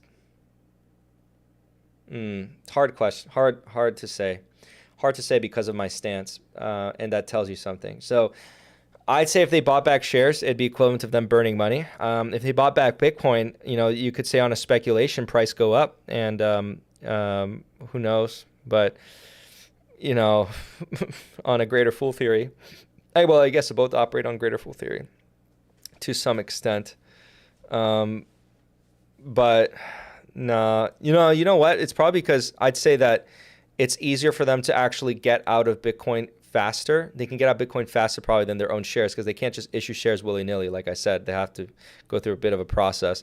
So probably Bitcoin on that basis. But yeah, you gave me a hard question. So I refrain from kind of having a definitive answer. Will Tesla sell their Bitcoin position? I don't know. What is BTC at? BTC. Yeah, BTC's at 30K. So, which is like funny, but so 30K. So because it went down to 30K here, it will go up to. No, I'm kidding. Can you imagine? That's the analysis, guys. Bitcoin went down to 30K, and last time it did, it went up. So now it's going to go up again, right? Yeah. So that's definitely what's going to happen. I remember these times. Member berries. All right. So, what are canaries in the coal mine? What are you watching to see what is a full capitulation in the market? Lafufu deleting YouTube channel and throwing in the towel. No, I'm not waiting for that, but I am, because I don't think he will. He makes all his money from it. So he needs the YouTube for the publicity and for him to grow his other businesses. And remember, his main business is actually getting people to pay him through Financial Fortress, right? So that's his main business. And then his subsequent business is the Hungry Bowl, which is a very poorly built platform. I don't think that business model is going to work out long term. It's very unscalable, in my opinion. So he should have opted for something else. Very expensive. But, well, I won't give him the free advice. So I won't say that, but I would say that I said this in like a Discord speech on the lounge discussions that I can't help but feel, and actually I might as well kind of read out in a way. I'll kind of read out what I did state, because I like to leave a summary. Let me scroll up. Let me find it.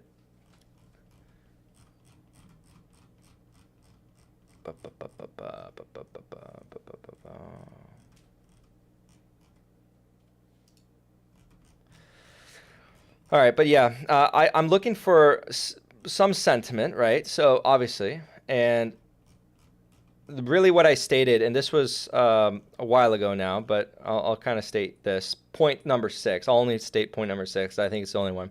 So capital as a whole is becoming harder to raise. Commentary from individuals in the venture capital space echo these concerns. This is a classic symptom of a liquidity crunch, quote unquote. Luckily, we are prepared and are able to deploy capital when this is talking about something else. Furthermore, now that said liquidity crunch has been, quote unquote, discovered by the broader YouTube crowd, you might hear Jeremy Financial Education call it liquidity crisis. Other people call it liquidity crisis. This is indicative, or perhaps more of like a sign. I already lost myself. Where did I go? This is indicative that we may be approaching the tail end, but it's not a guarantee. It just means that there's a greater pricing of this information into the market. While to me, it may be surprising for it to end, this is really interesting because we're actually seeing the correction of Tesla now. While to me, it may be surprising for it to end without the revaluation of Tesla, it is not impossible. So I state to you here with no definitive claim to the truth that some more pain would not be surprising. How would this affect the overall strategy? It would not affect the impact overall. All right, Tesla in my mind is obviously priced for perfection, perfect execution. Investors often forget these issues, ascribe to them the assumption of perfection. Yet I return to the thought that in others discovering the quote-unquote problem, now I can't help but feel more optimistic and a desire to purchase more sums of assets. All right, so those were my thoughts a little bit ago, and well, more like a little over a week ago now.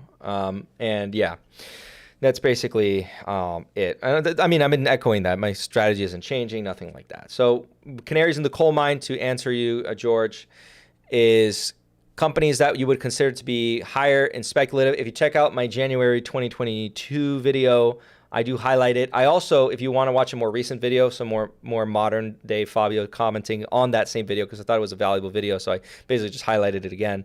It's called "This Video Was Restricted," and that's the title of the video, and it's posted, I think, last month or this month, and that one guides you to that video, which is the one where I talk about more directly which ones are canaries in the coal mine. And then really, if you watch Capital Mindset November, Capital Mindset December, a lot of stocks that we talk about were basically highlighting the canaries in the coal mine kind of stocks. So yeah, it's typically what you look for is heavily invested in retail. So not heavily invested. Retail is heavily invested. Speculative in nature, typically unprofitable. Typically relies on rollover of debt as another one. And yeah, very exciting stocks, usually very exciting stocks. So you probably in university, you might take a class that takes you into a breakdown of how this manifests itself in cycles, where you can point to the dot-com bubble, you can point to other bubbles in the past where people kind of have overexuberance for a particular class of stocks, and they usually have similar characteristics and similar allure of getting rich quick. Retail is usually getting involved heavily into the market. You typically is followed by an acceleration in the velocity of margin debt. So margin debt is accumulating at a faster pace, and this is indicative usually of retail coming in, but also you can also think of it as an institutional money actually taking on greater sums of leverage, which is not always a good thing, but yeah, not always a good thing. What am I saying? It's typically not a good thing. All right, so Capital Mindset, do you have an opinion on the semiconductor stocks? It brought me all the way down. So it does it even on this here. Do you have an opinion like semiconductor stocks like KLA or okay, great companies. But yes, you pointed out correctly. I was about to say that higher return on invested capital consistently, because that's usually indicative of a good company, and they have a lot of tailwinds. Now, what you want to be careful of is the price you pay for these companies, right? You don't want to pay nosebleed prices, because nosebleed prices would, despite buying a good company, and as I showcased in the Investor Carlson portfolio review video, which maybe he did see my video. I don't know if he ever will see my video, but it's more like constructive criticism, if anything. It's just me trying to tell him that he needs to stop being so story driven, which I don't know if he will, because maybe he never saw the video, but he's not going to become a better investor unless he becomes less story driven. Oh, this is the wrong one. All right, so I'll just do this because I'm lazy. Or it might have been the right one. I just went to the wrong. Yeah, I want to go to the NASDAQ KLA. Oh, I just put, is this the wrong? Yeah, okay, I just put in the wrong ticker because I'm silly. All right, so yeah, this is the one I wanted. Yeah, this is definitely them. So yeah, this one and the other one you mentioned, Lam Research. Lam Research is also good. These are both really good companies in what they do, but be careful on paying nosebleed prices, because just because you buy a good company, the price of what you pay still does matter for longer term returns. Now, this pullback, you know what? It almost makes me want to take a look, but I almost want to say a lot of investment has been priced in. A lot of investment has been gone into semiconductor design. So maybe this is not a sustainable one, and it's going to revert kind of back to trend line, or maybe it already has reverted somewhat back to trend line. Might have reverted already somewhat back there, but regardless. Requires more research to make a conclusion. Did you see Melvin Capital closed up shop? Did the meme shareholders actually affect them that much? Yeah, possibly. I didn't really look into that. I don't really pay attention to the whole what's going on with hedge funds and stuff like that. More of a distraction, but yeah, maybe they did. They could have possibly done it. In fact, if they did, well, shame on them for being so idiotic with their investments. That's on them, right? Who cares? They died. That's the name of the game. That's the market, right? You don't know how to handle your risk. As I like to say, get effed, right? I'm not sure if you watched Sven Carlin's video on Netflix. If you did, could you give some thoughts? I haven't seen it, but I already saw some comments on it before, talking about how he's not too liking of streaming stocks, and I understand it. They are very difficult to kind of evaluate. I'd say that for most people, it shouldn't be, and I think that actually should be reflected in the multiple. difficult to value stocks or stocks that are not obvious shouldn't have high multiples. So like, I'll give you an example. I gave this example last time. So let me show Visa. Right, so Visa is a perfect example of a stock that is obviously a good business, and everyone can kind of point to it and has a great moat. So always, typically, the market will have a premium on Visa relative to the rest of the market. So when you take a look at that, or even take its twin brother, MasterCard, right? MasterCard has, they have also a pretty high multiple relative to the rest of the market. These are obviously good companies, right? So when the market can obviously identify a good company, it's going to price it as such. And for a long time, ASML has also been priced high, right? Still kind of priced high. Rudimentary look, but it's priced at about 39. You can kind of see it on my left shoulder here. So yeah, I'd say that when it's obvious, those aren't really the opportunities to buy great companies. Something terrible has to happen for you to get an opportunity in a quote unquote obviously great company. Something terrible has to really occur. And you can point to Google, right? I don't think anyone's going to debate me on that, but Google is a terrific company, right? But there is a valuation where it is excessive, okay? And where obviously it's a great company, but are you willing to pay whatever for Google? I wouldn't, right? We're watching this on a Google product. Google's, in my opinion, an obvious good company, and has a great balance sheet, pristine balance sheet, lots of opportunities, lots of spawning businesses with inside of it. But is it, just, am I going to pay, 1,000 PE, for example? No, not really. That makes no sense. So you can't be a story-driven investor. And that's the message I was trying to give from the Joseph Carlson video to everyone. You can't do that. But Sven Carlin, not Joseph Carlin, Sven Carlin, I wouldn't call him a story-driven investor. I think he's very analytical, and he has a good perspective on Netflix. And I think that I'll watch the video. I'll watch this video tonight. And, I'll hear his different take. And I actually always try to seek out different takes, but good. All right, so capital mindset. Are REITs prices also affected by slowdown in lending growth or only home builders? No. They are affected, or can be affected too, but to a more positive degree, because they're probably less likely to be denied capital than something like, for example, me, right? I am more likely to be denied capital than realty income. And I'll pull up realty income for a second. So realty income has a credit rating, I think, of like A. I think their credit rating is A. So they are less likely to be denied capital than me. And they have the capital market still to tap into. They could also issue bonds, right? But they could get mortgages at better rates than probably I could. For obvious reasons, would you lend to me or a $40 billion enterprise? Probably the $40 billion enterprise. So if there's less lending growth, in fact, and this is something I didn't consider because I thought the liquidity crunch would be more severe on them than it was, by the way. And well, we'll see what pans out, by the way, because we still have to really see how this plays out.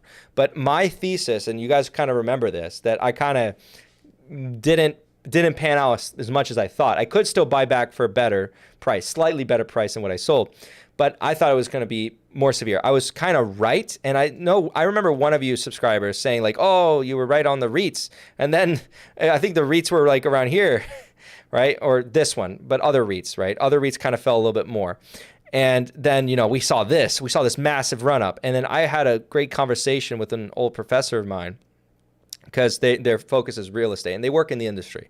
So then I was asking them like, oh, what do you think about REITs? And it's like, well, have you ever thought of it that the liquidity crunch, which they were talking about too, so they were on the same page, would lessen the crowding on bids, right, for homes, or not for homes, for real estate. And I was like, oh, I didn't think about that, because that's true.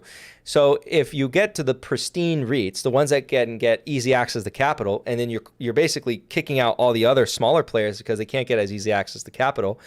Well, when you talk about it from that perspective, it starts to make sense why it could be actually a benefit to these larger REITs. And because, less people are making the same bid.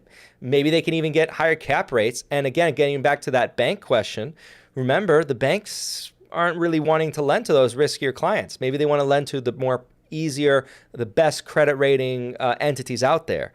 And so that leaves kind of a pooling of lending at the best of the best. And that's good for some of these. Now, industrial REITs, if we look at PLDs, for example, Prologis, right? Prologis, they actually came down drastically, I think. Yeah, look at this. So they're getting really hit hard from a multitude of factors, not only the liquidity crunch, which you see this from January. And again, all REITs, December to January, right? Or not January, to about like February, May, you'll see this pattern. You'll see this little dip. Maybe not all REITs. You can find one exception. Obviously, you can find one exception, but you see like a general trend line. So kind of like following that pattern of liquidity crunch, basically, beginning of it. And then you see this massive like run up right here. But industrial stocks in particular are showing weakness because we're finding out from Amazon, we're finding out from a bunch of companies that they did overinvestment, right? So they overbuilt industrial properties, specifically warehouses.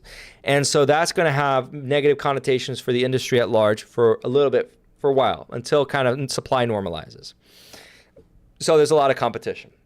And for the past, I don't know, several years, industrial or warehouse properties have been very desirable, right? And I can say this from almost experience. Very desirable, very hard to acquire, okay? So Prologis, the biggest boy here is, coming down hard. I mean, what is this? Yeah, 30% down. And they were priced for it. They were pretty pricey, by the way. They came down and now they're here. This is a REIT, by the way. You wouldn't use this. You'd use like price to FFO or AFFO. But PE, you can kind of use as very rudimentary, very like even more than a regular stock, by the way.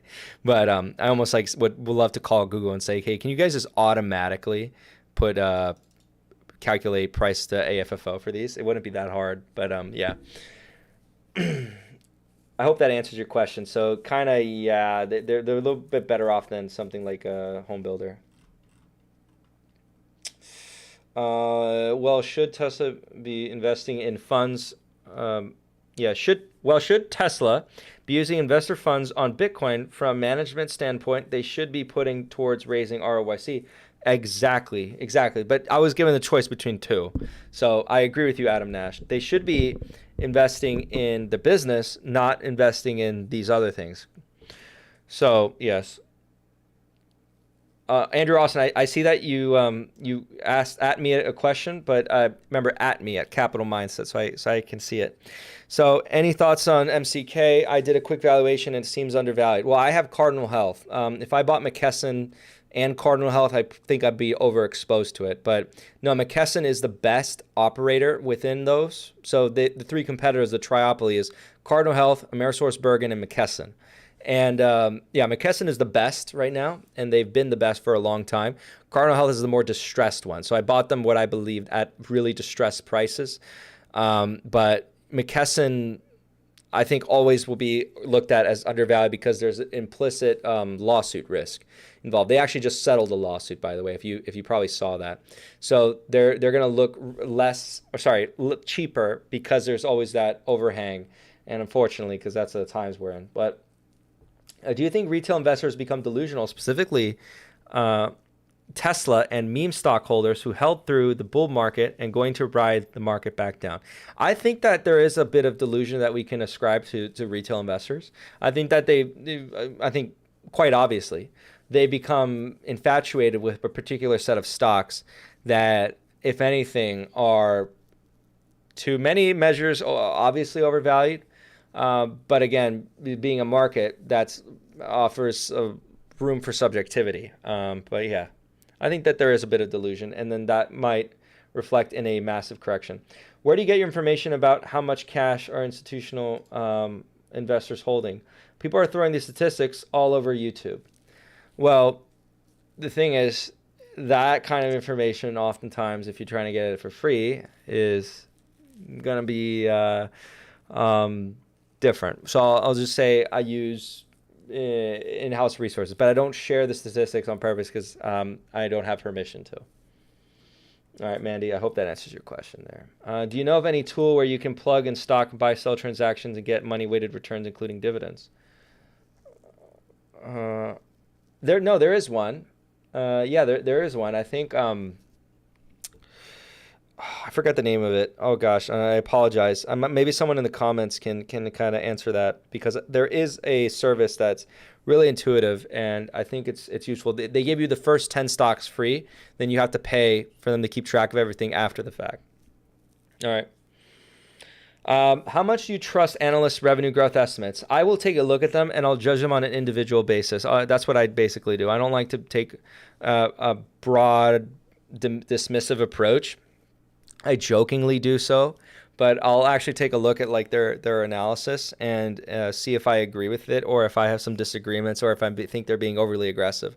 So the only ones that I'll kind of be almost like from the start a bit dismissive is ARK Invest analysts.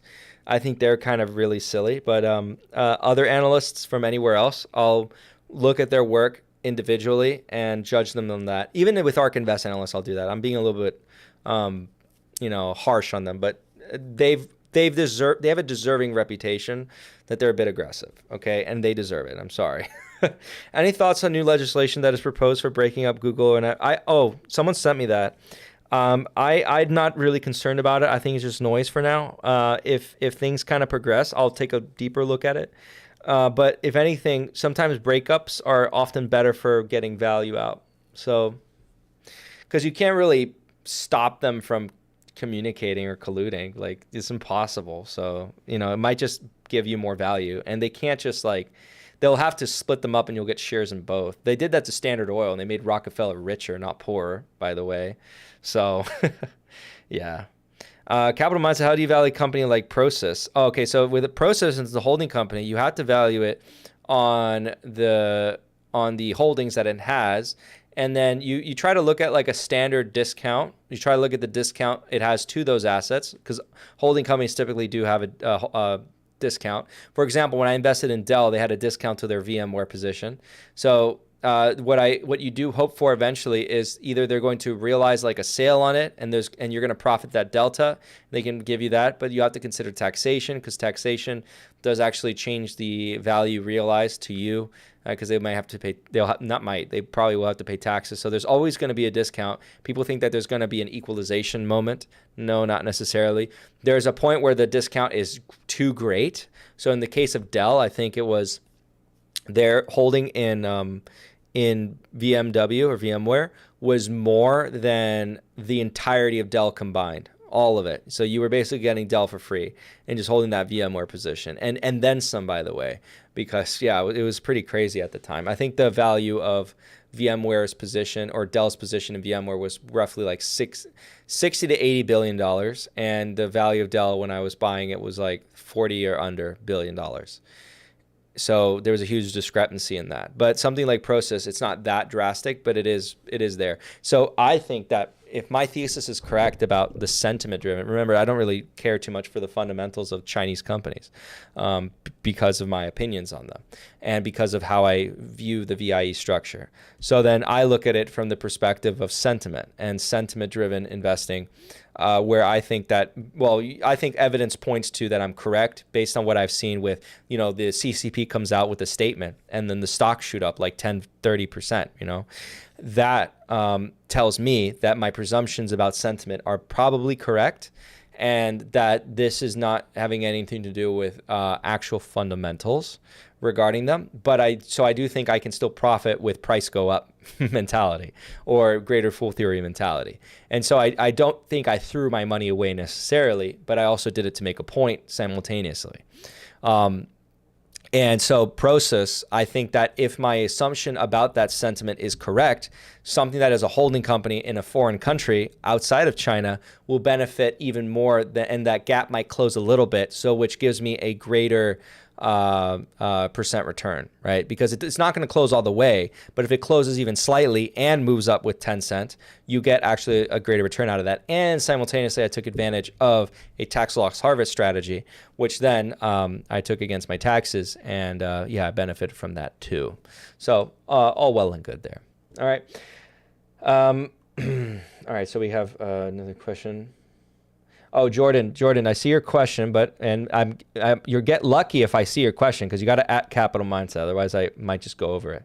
Hello, please comment on what you would do if you had capital a bit, did not want to put it in the YouTube market, or if you insist on what stocks or fines or bonds. Okay, so I'm going to break down what I think you're saying, because I think what you're saying is What would you do? What would I do if I had capital that I wanted to deploy and not put it in today's market? I think you meant, yeah, today's market, or if you insist on fines or bonds. Okay, so I think that actually bonds are getting somewhat interesting. But that depends on your thesis. So like if you think actually yields will come down, which I've already described several mechanisms for how they might actually come down despite what's going on because of how our monetary system actually functions. So that brings into question, you want, if you were to speculate on that, that would be long end yield, long end side of the lens. So like 20-year plus. I'd say, for me, I'm buying the same old stocks. I'm interested in buying Meta. I'm interested in buying, I'm interested in buying a lot of stocks, if I'm being honest, but like at the right price. So if I go, let me go back to the capital mindset portfolio there for this question. So I'm happy with LYB. I'm happy with AGRD. I'm happy with Dropbox. I might add maybe to Dropbox if it comes down. I might add to actually Boston Omaha. Netflix, I'm still looking to add if it gets down to my buy price. Thor Industries, hindsight was really good. You guys probably remember the live stream where I was like, I have no idea why I had the allocation I did. The market gave me an opportunity to trim it down. I did. And looks like hindsight was really good because for some reason I was so dumb and put like 3% allocation, even though in the video talking about Thor Industries, I was like pretty bearish and so it didn't make any sense. And then so Thor Industries, more of an obvious potential to suffer from a liquidity crunch, decline in discretionary spending. It's basically happening to them. Cardinal Health, I'm happy with. Citigroup, I might add to. Bank of America is the ones I want to add to more. Magna, I want to add to more. Warner Bros. Discovery, I'm probably going to add to more. Meta, I'm going to probably add to more. Amazon, looking to add to this one if it comes down a little bit. Alphabet, I would love to add more Alphabet. Love. And I don't care if I'll destroy my cost basis. I would love to add more Alphabet. Molson Coors, happy with it so far. Unum Group, very happy with Unum Group so far. And we already talked about it in the video where I sold some calls. But yeah. All right, so next question. So again, luckily I saw your message. Any thoughts on Oh, yeah, I already saw that one. All right, so could recent retail inventory stockpile increases actually be vastly overstated, closer to 0% instead of reported 30% when considered costs of increased inflation? Yeah, it could be. It could be worse. We were actually discussing that when I was looking at Stanley Black & Decker and how the stockpiles at Home Depot and Lowe's might actually be a bit of a problem for the company. How do you come up with a free cash flow margin for an unprofitable company that doesn't have any similar companies at maturity? Yeah, what I do with that is I actually take a look at, well, what are other people saying if I really want to not put that much work into it? And I'll see like, okay, are there some estimations for profitability going into the future? And then I just measure that on probability of like whether or not I want to take that chance or not. And more often than not, I don't because they're pretty aggressive. Some people are pretty aggressive in their estimations. In the instance of sometimes when I take YouTubers' estimations, I do so as a point. I try to make a point to you guys that the estimations are kind of really crazy. So not always, but more often than not, when I do take their estimations, I think I took, for example, Pinterest, where that other YouTuber who's, I don't know what he is, but he's European for sure. He lives in England. His name's like Sashan, whatever the heck. And he did a video on Pinterest, which I found typos. I don't know if he knew that he had those typos in, but he let me show Pinterest, but you guys can go back to the Pinterest video. So pins, and let me see. I think it is down from when I did the video too. Yeah, it's definitely down from when I did the video. Not too far down, but it is down. And so Pinterest was one where I took his estimations because he was pretty bullish on Pinterest. I should have done Fiverr too because I saw, but both of those were requested. I just didn't really want to talk about Fiverr. So yeah, Fiverr is even more down. So Fiverr is another one that he was really bullish on. So I would have probably just, out of like a point to be made in the video, I probably would have taken his estimations and just applied them and then see what the model would have spat out. The model would have probably said, based on the probabilities of it occurring, was not worth our time. And like it did to Pinterest, and Pinterest, I kind of probably stand by that. I'd probably do an update on it. Have you ever heard of this? You're wondering if you could look at his portfolio. He's kind of heavy in China, though. All right, so if he's heavy in China, already Not gonna agree with it. But let me write his name down. T. Oh, this pen's not working. I'll use this pen. T. Where is his name? THIJSNIJENHUIS.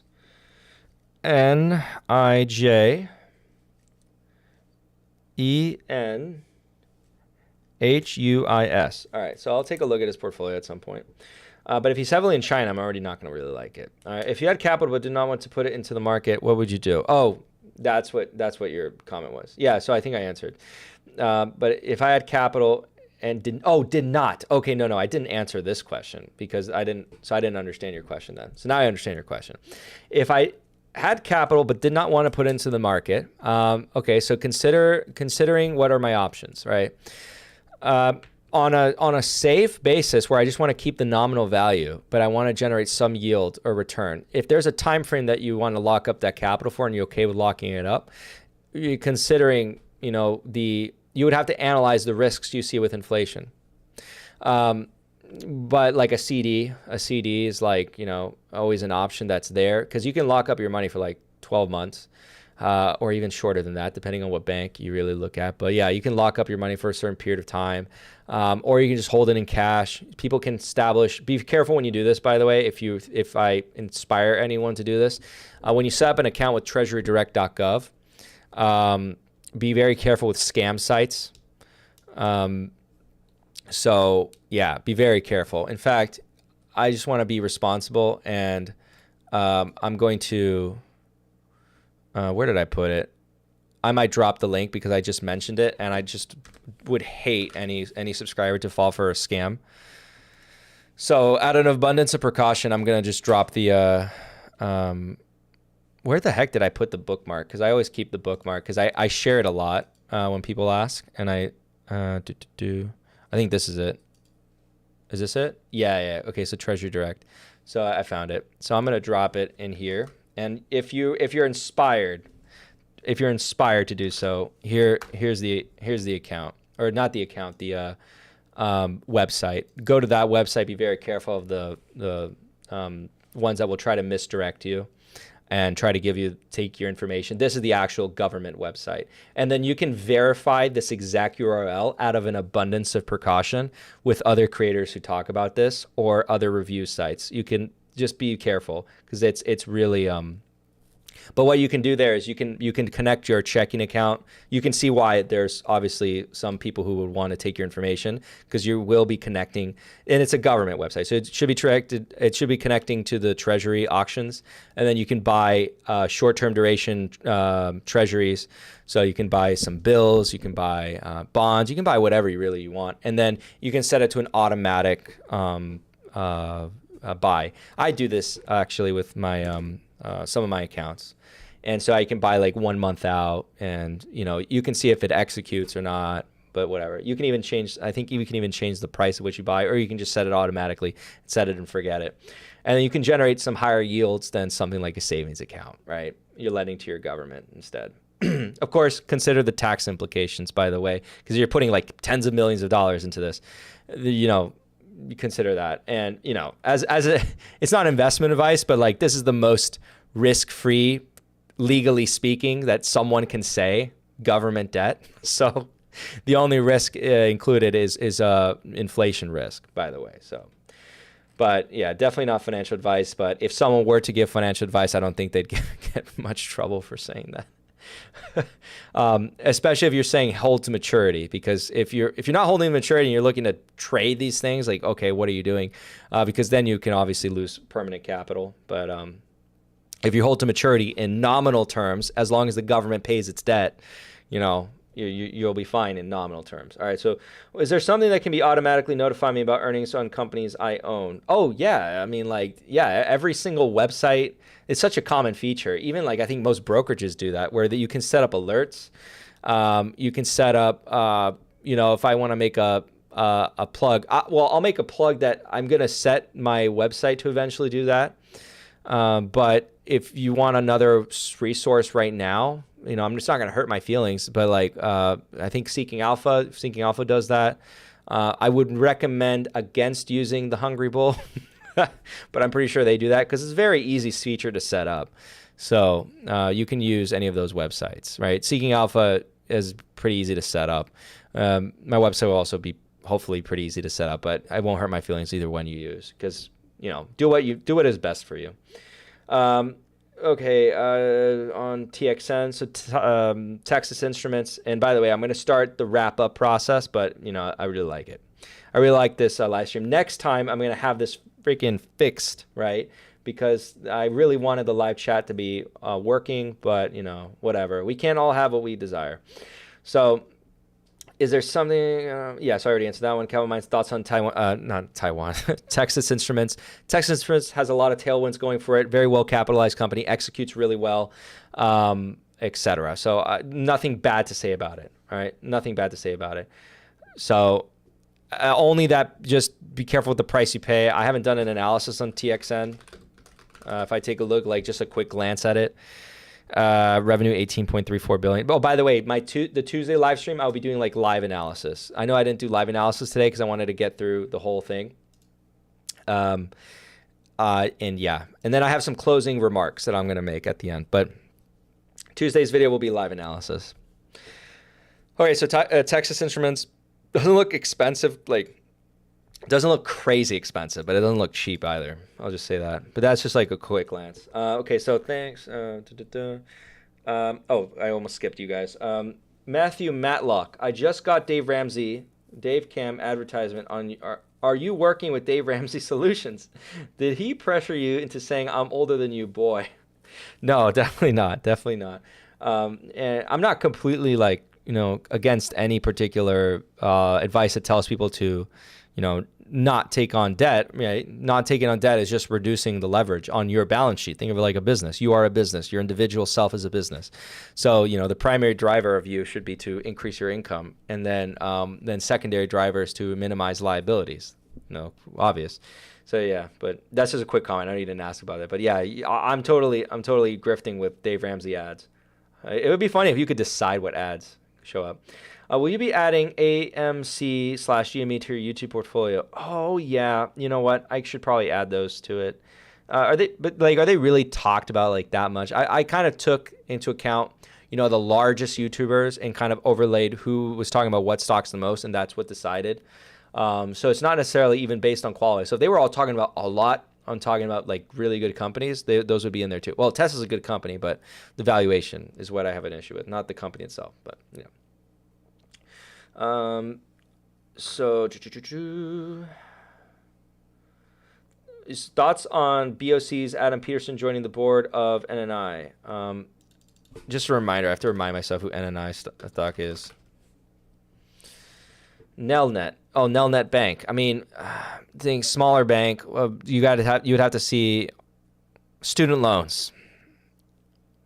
Yeah. Okay. So student loans based bank. So already higher risk bank. All right. But, I mean, if you kind of like a red pill moment, you guys want to, and when I use the word red pill, by the way, I don't use it like how my co-hosts use it. I probably use it incorrectly. I use it as awakening moment. So I'll use that word because I guess on the internet, red pill means something else. But awakening moment. So an awakening moment for everyone. If you take a look at NNI stock, take a look at when it is they kind of started benefiting tremendously after a lot of federal student loans got federalized. Because federal student loans. But yeah, I can take a look at it. They kind of specialize in a particular set, just like how we talked about Ally in the beginning of this live stream. Take a look at NNI. What do they focus on, etc. Dang, I am really gonna work hard on fixing this live chat thing because this is upsetting to me. I know it doesn't upset you guys as much, but I really like the feature of bringing up chats, and I like the feature that this software is high definition, or higher definition than StreamYard. Do you outsource the execution of your trades to professionals for better pricing, or do you do it yourself? If you do it yourself, can you share how the best practice is? I do it myself because I'm too lazy. I don't want to pay anyone or don't want to pay commissions. But actually, no. When I did hold Palantir, funny story, I actually did use that feature where I called my broker and I had them execute the trade for me, but I was selling calls. So I was selling some call option contracts. And it was actually really difficult for me to execute. It wasn't letting me execute myself, so I had to actually call them, and they actually got me a really good deal. So I was really happy with that. But they treat me nice. I like my experience with my brokers. I think all the brokers are really good. But my best practice is I don't really pay too much attention. Like, for example, even selling your trades like Robinhood doesn't necessarily harm you if you're a really long-term investor. So if you're someone who's investing for like 10 years out, that's something that shouldn't even matter. So what that they sell your trades? It's only going to hurt you really if you are a day trader. If you are a day trader and they're selling your trades, someone's taking on the other end of that deal, of course you're going to get shafted.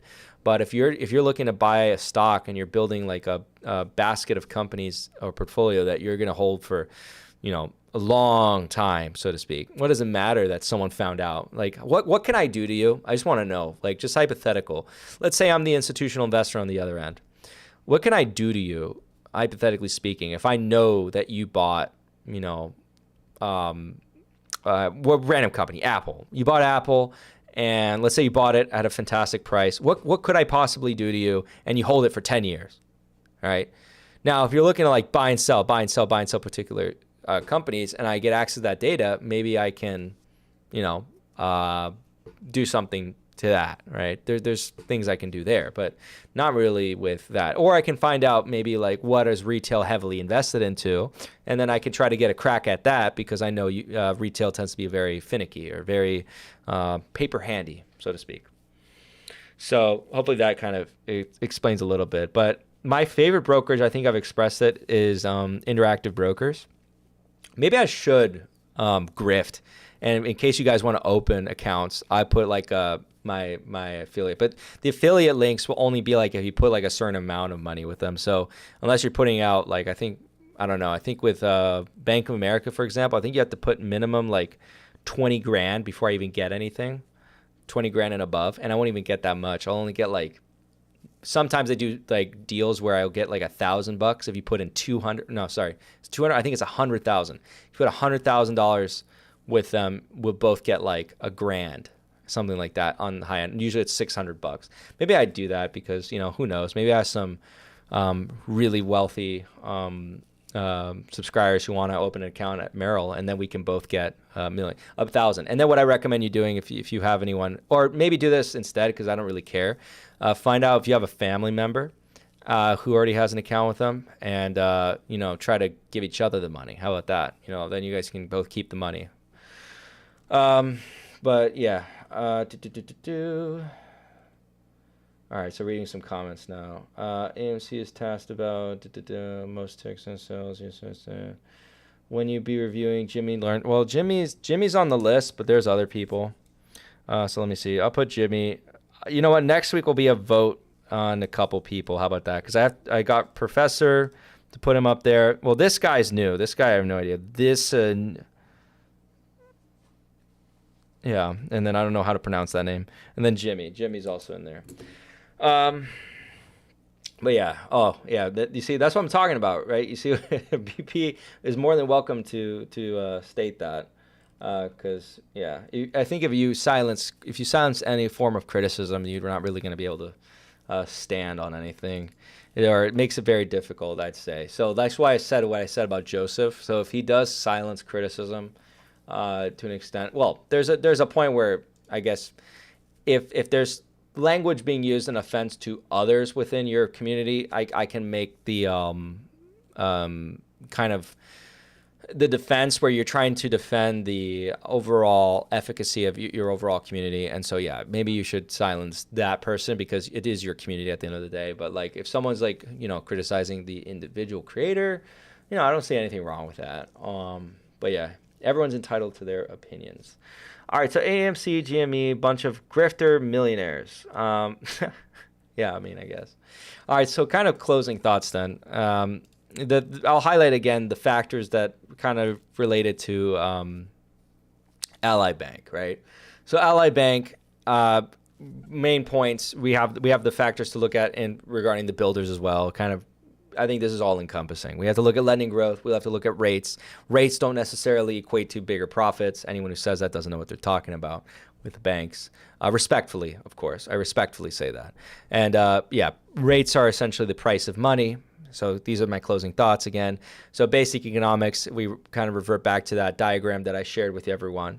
It shows us that price doesn't necessarily change demand, right? You can still have a demand for that, but the realization event or the realization demand we call quantity demanded, which is actually how much is consumed.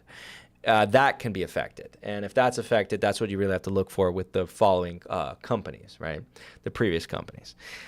Building supplies is another factor. Building supplies can affect, all aspects along the food chain, right? Because if building supplies remain high and that keeps prices high and kind of unaffordable, maybe less people borrow, right? Because they can't buy a home right now. That could also be an effect. Then supply of housing is another one. Supply of housing, we've already discussed that. Yeah, sure. There's a lower supply of housing because builders didn't build enough in the past decade. Cool. That can be true.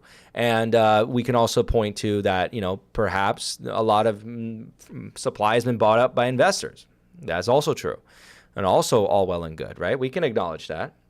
So, yeah. Okay, so we have XLC ETF is interesting. Highest allocations are Google and Facebook.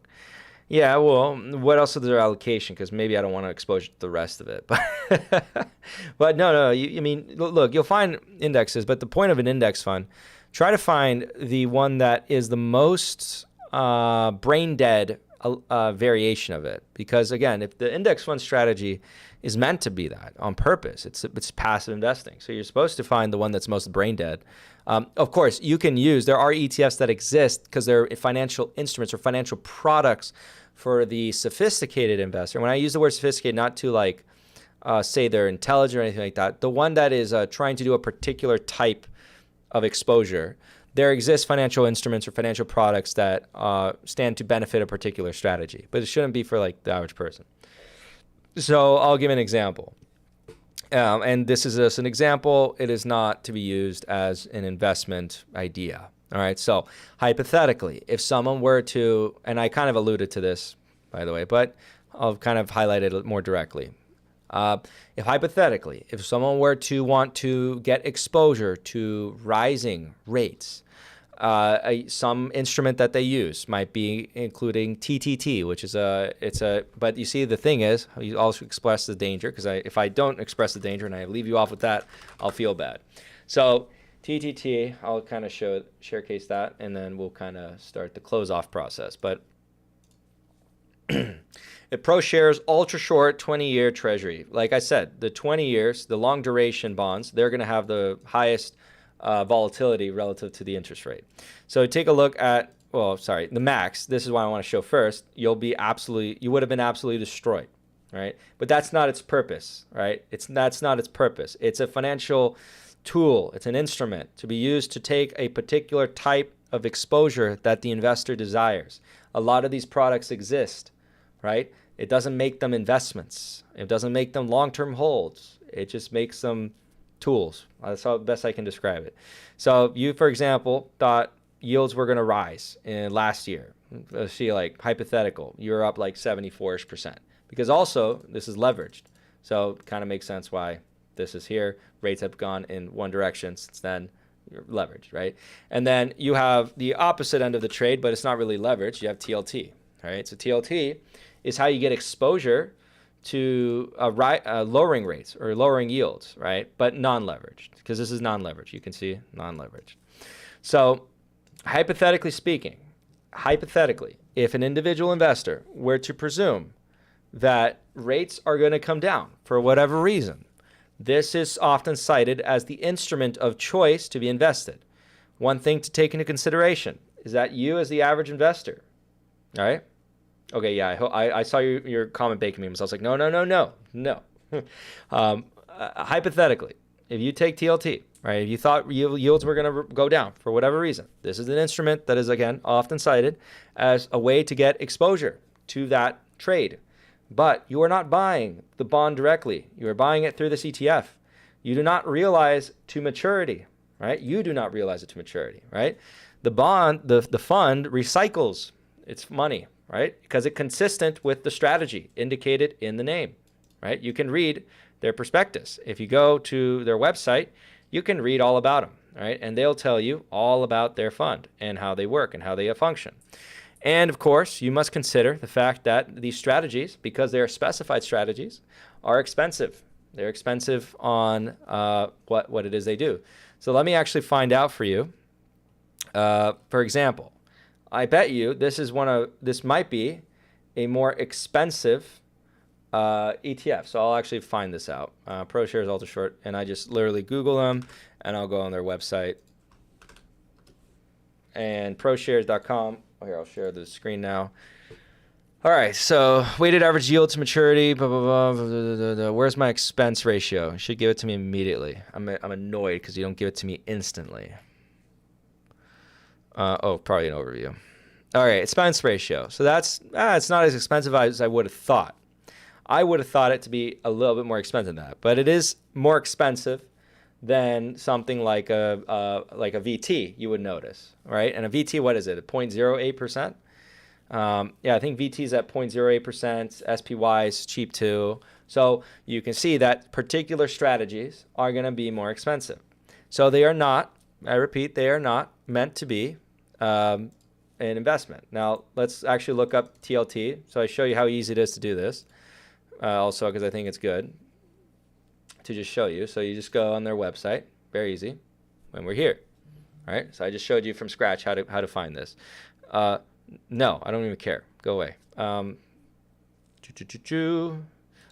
There we go. Okay, it's here. Overview. All right. Where are you at? Where are you at, expense ratio? Where are you at? My eyes are just not seeing it. Where are you at? I probably went right over it, and I can't even see it. Oh, there it is, up here. Okay, so you see this one being a non-leverage, I would expect, obviously, here to be a lower yield than something that is triple leveraged, right? Something that takes more work. You can think of it that way. This one takes more work or less work, right? And you follow that trend. Also, it also depends on the one we're talking about. This one's BlackRock. So different funds or different companies have different, I guess you say, strategies is how they lower the rates over time. Like that's why Vanguard is really good. Vanguard's very famous for having really low rates. So if you go on Vanguard's website, you'll notice that a lot of their ETFs actually get lower in terms of rates over time. It's a nonprofit too, by the way. So yeah, so these are examples of products that exist out there that can allow an investor to pursue different types of strategies. And there's so many. There's ones that give you exposure to airlines, right? Why would you want exposure to just airlines? Well, maybe you believe over this short duration or short term that airlines are going to have this bullish run for whatever reason. You could be wrong. Let's assume you're right. And if you do that, well, the product exists for you to get that exposure, and you're more than welcome to do that, right? That's what these products are for. But most of these products are not really meant to or intended to, by a serious investor, to think of them as long-term investments. Like I wouldn't really be investing in this over the long term. Okay, if I wanted to hold bonds for 20 years, I'd hold bonds for 20 years. I'd buy the 20-year and directly, and I wouldn't buy it through this because this is to get exposure on the movement of the yield, right? So I just basically walked you through alternating strategies, but not necessarily strategies that anyone should engage in. But alternating strategies, I'll tell you what, one of those might be right. One of those that I showed you, okay? Either yields are going to go up or they're going to go down. Woo! So basically, I just get the old coin toss. I predict the coin will land on heads or tails. Yeah. So when I'm proven right, I'm going to come back and say I'm a genius because I predicted this. So I predicted both sides of the trade. All right, as a joke. All right. Anyway, guys, thank you guys so much for watching. I think that's where I'm going to close it off. I'm going to have some tacos with the wife. We're going to make some tacos, and I'll see you guys on the next one. All right. Oh, triple leverage short TTCF. We can make that. We can make that happen. All right, guys. Thank you guys so much for watching. I'll see you guys in the next one. Bye.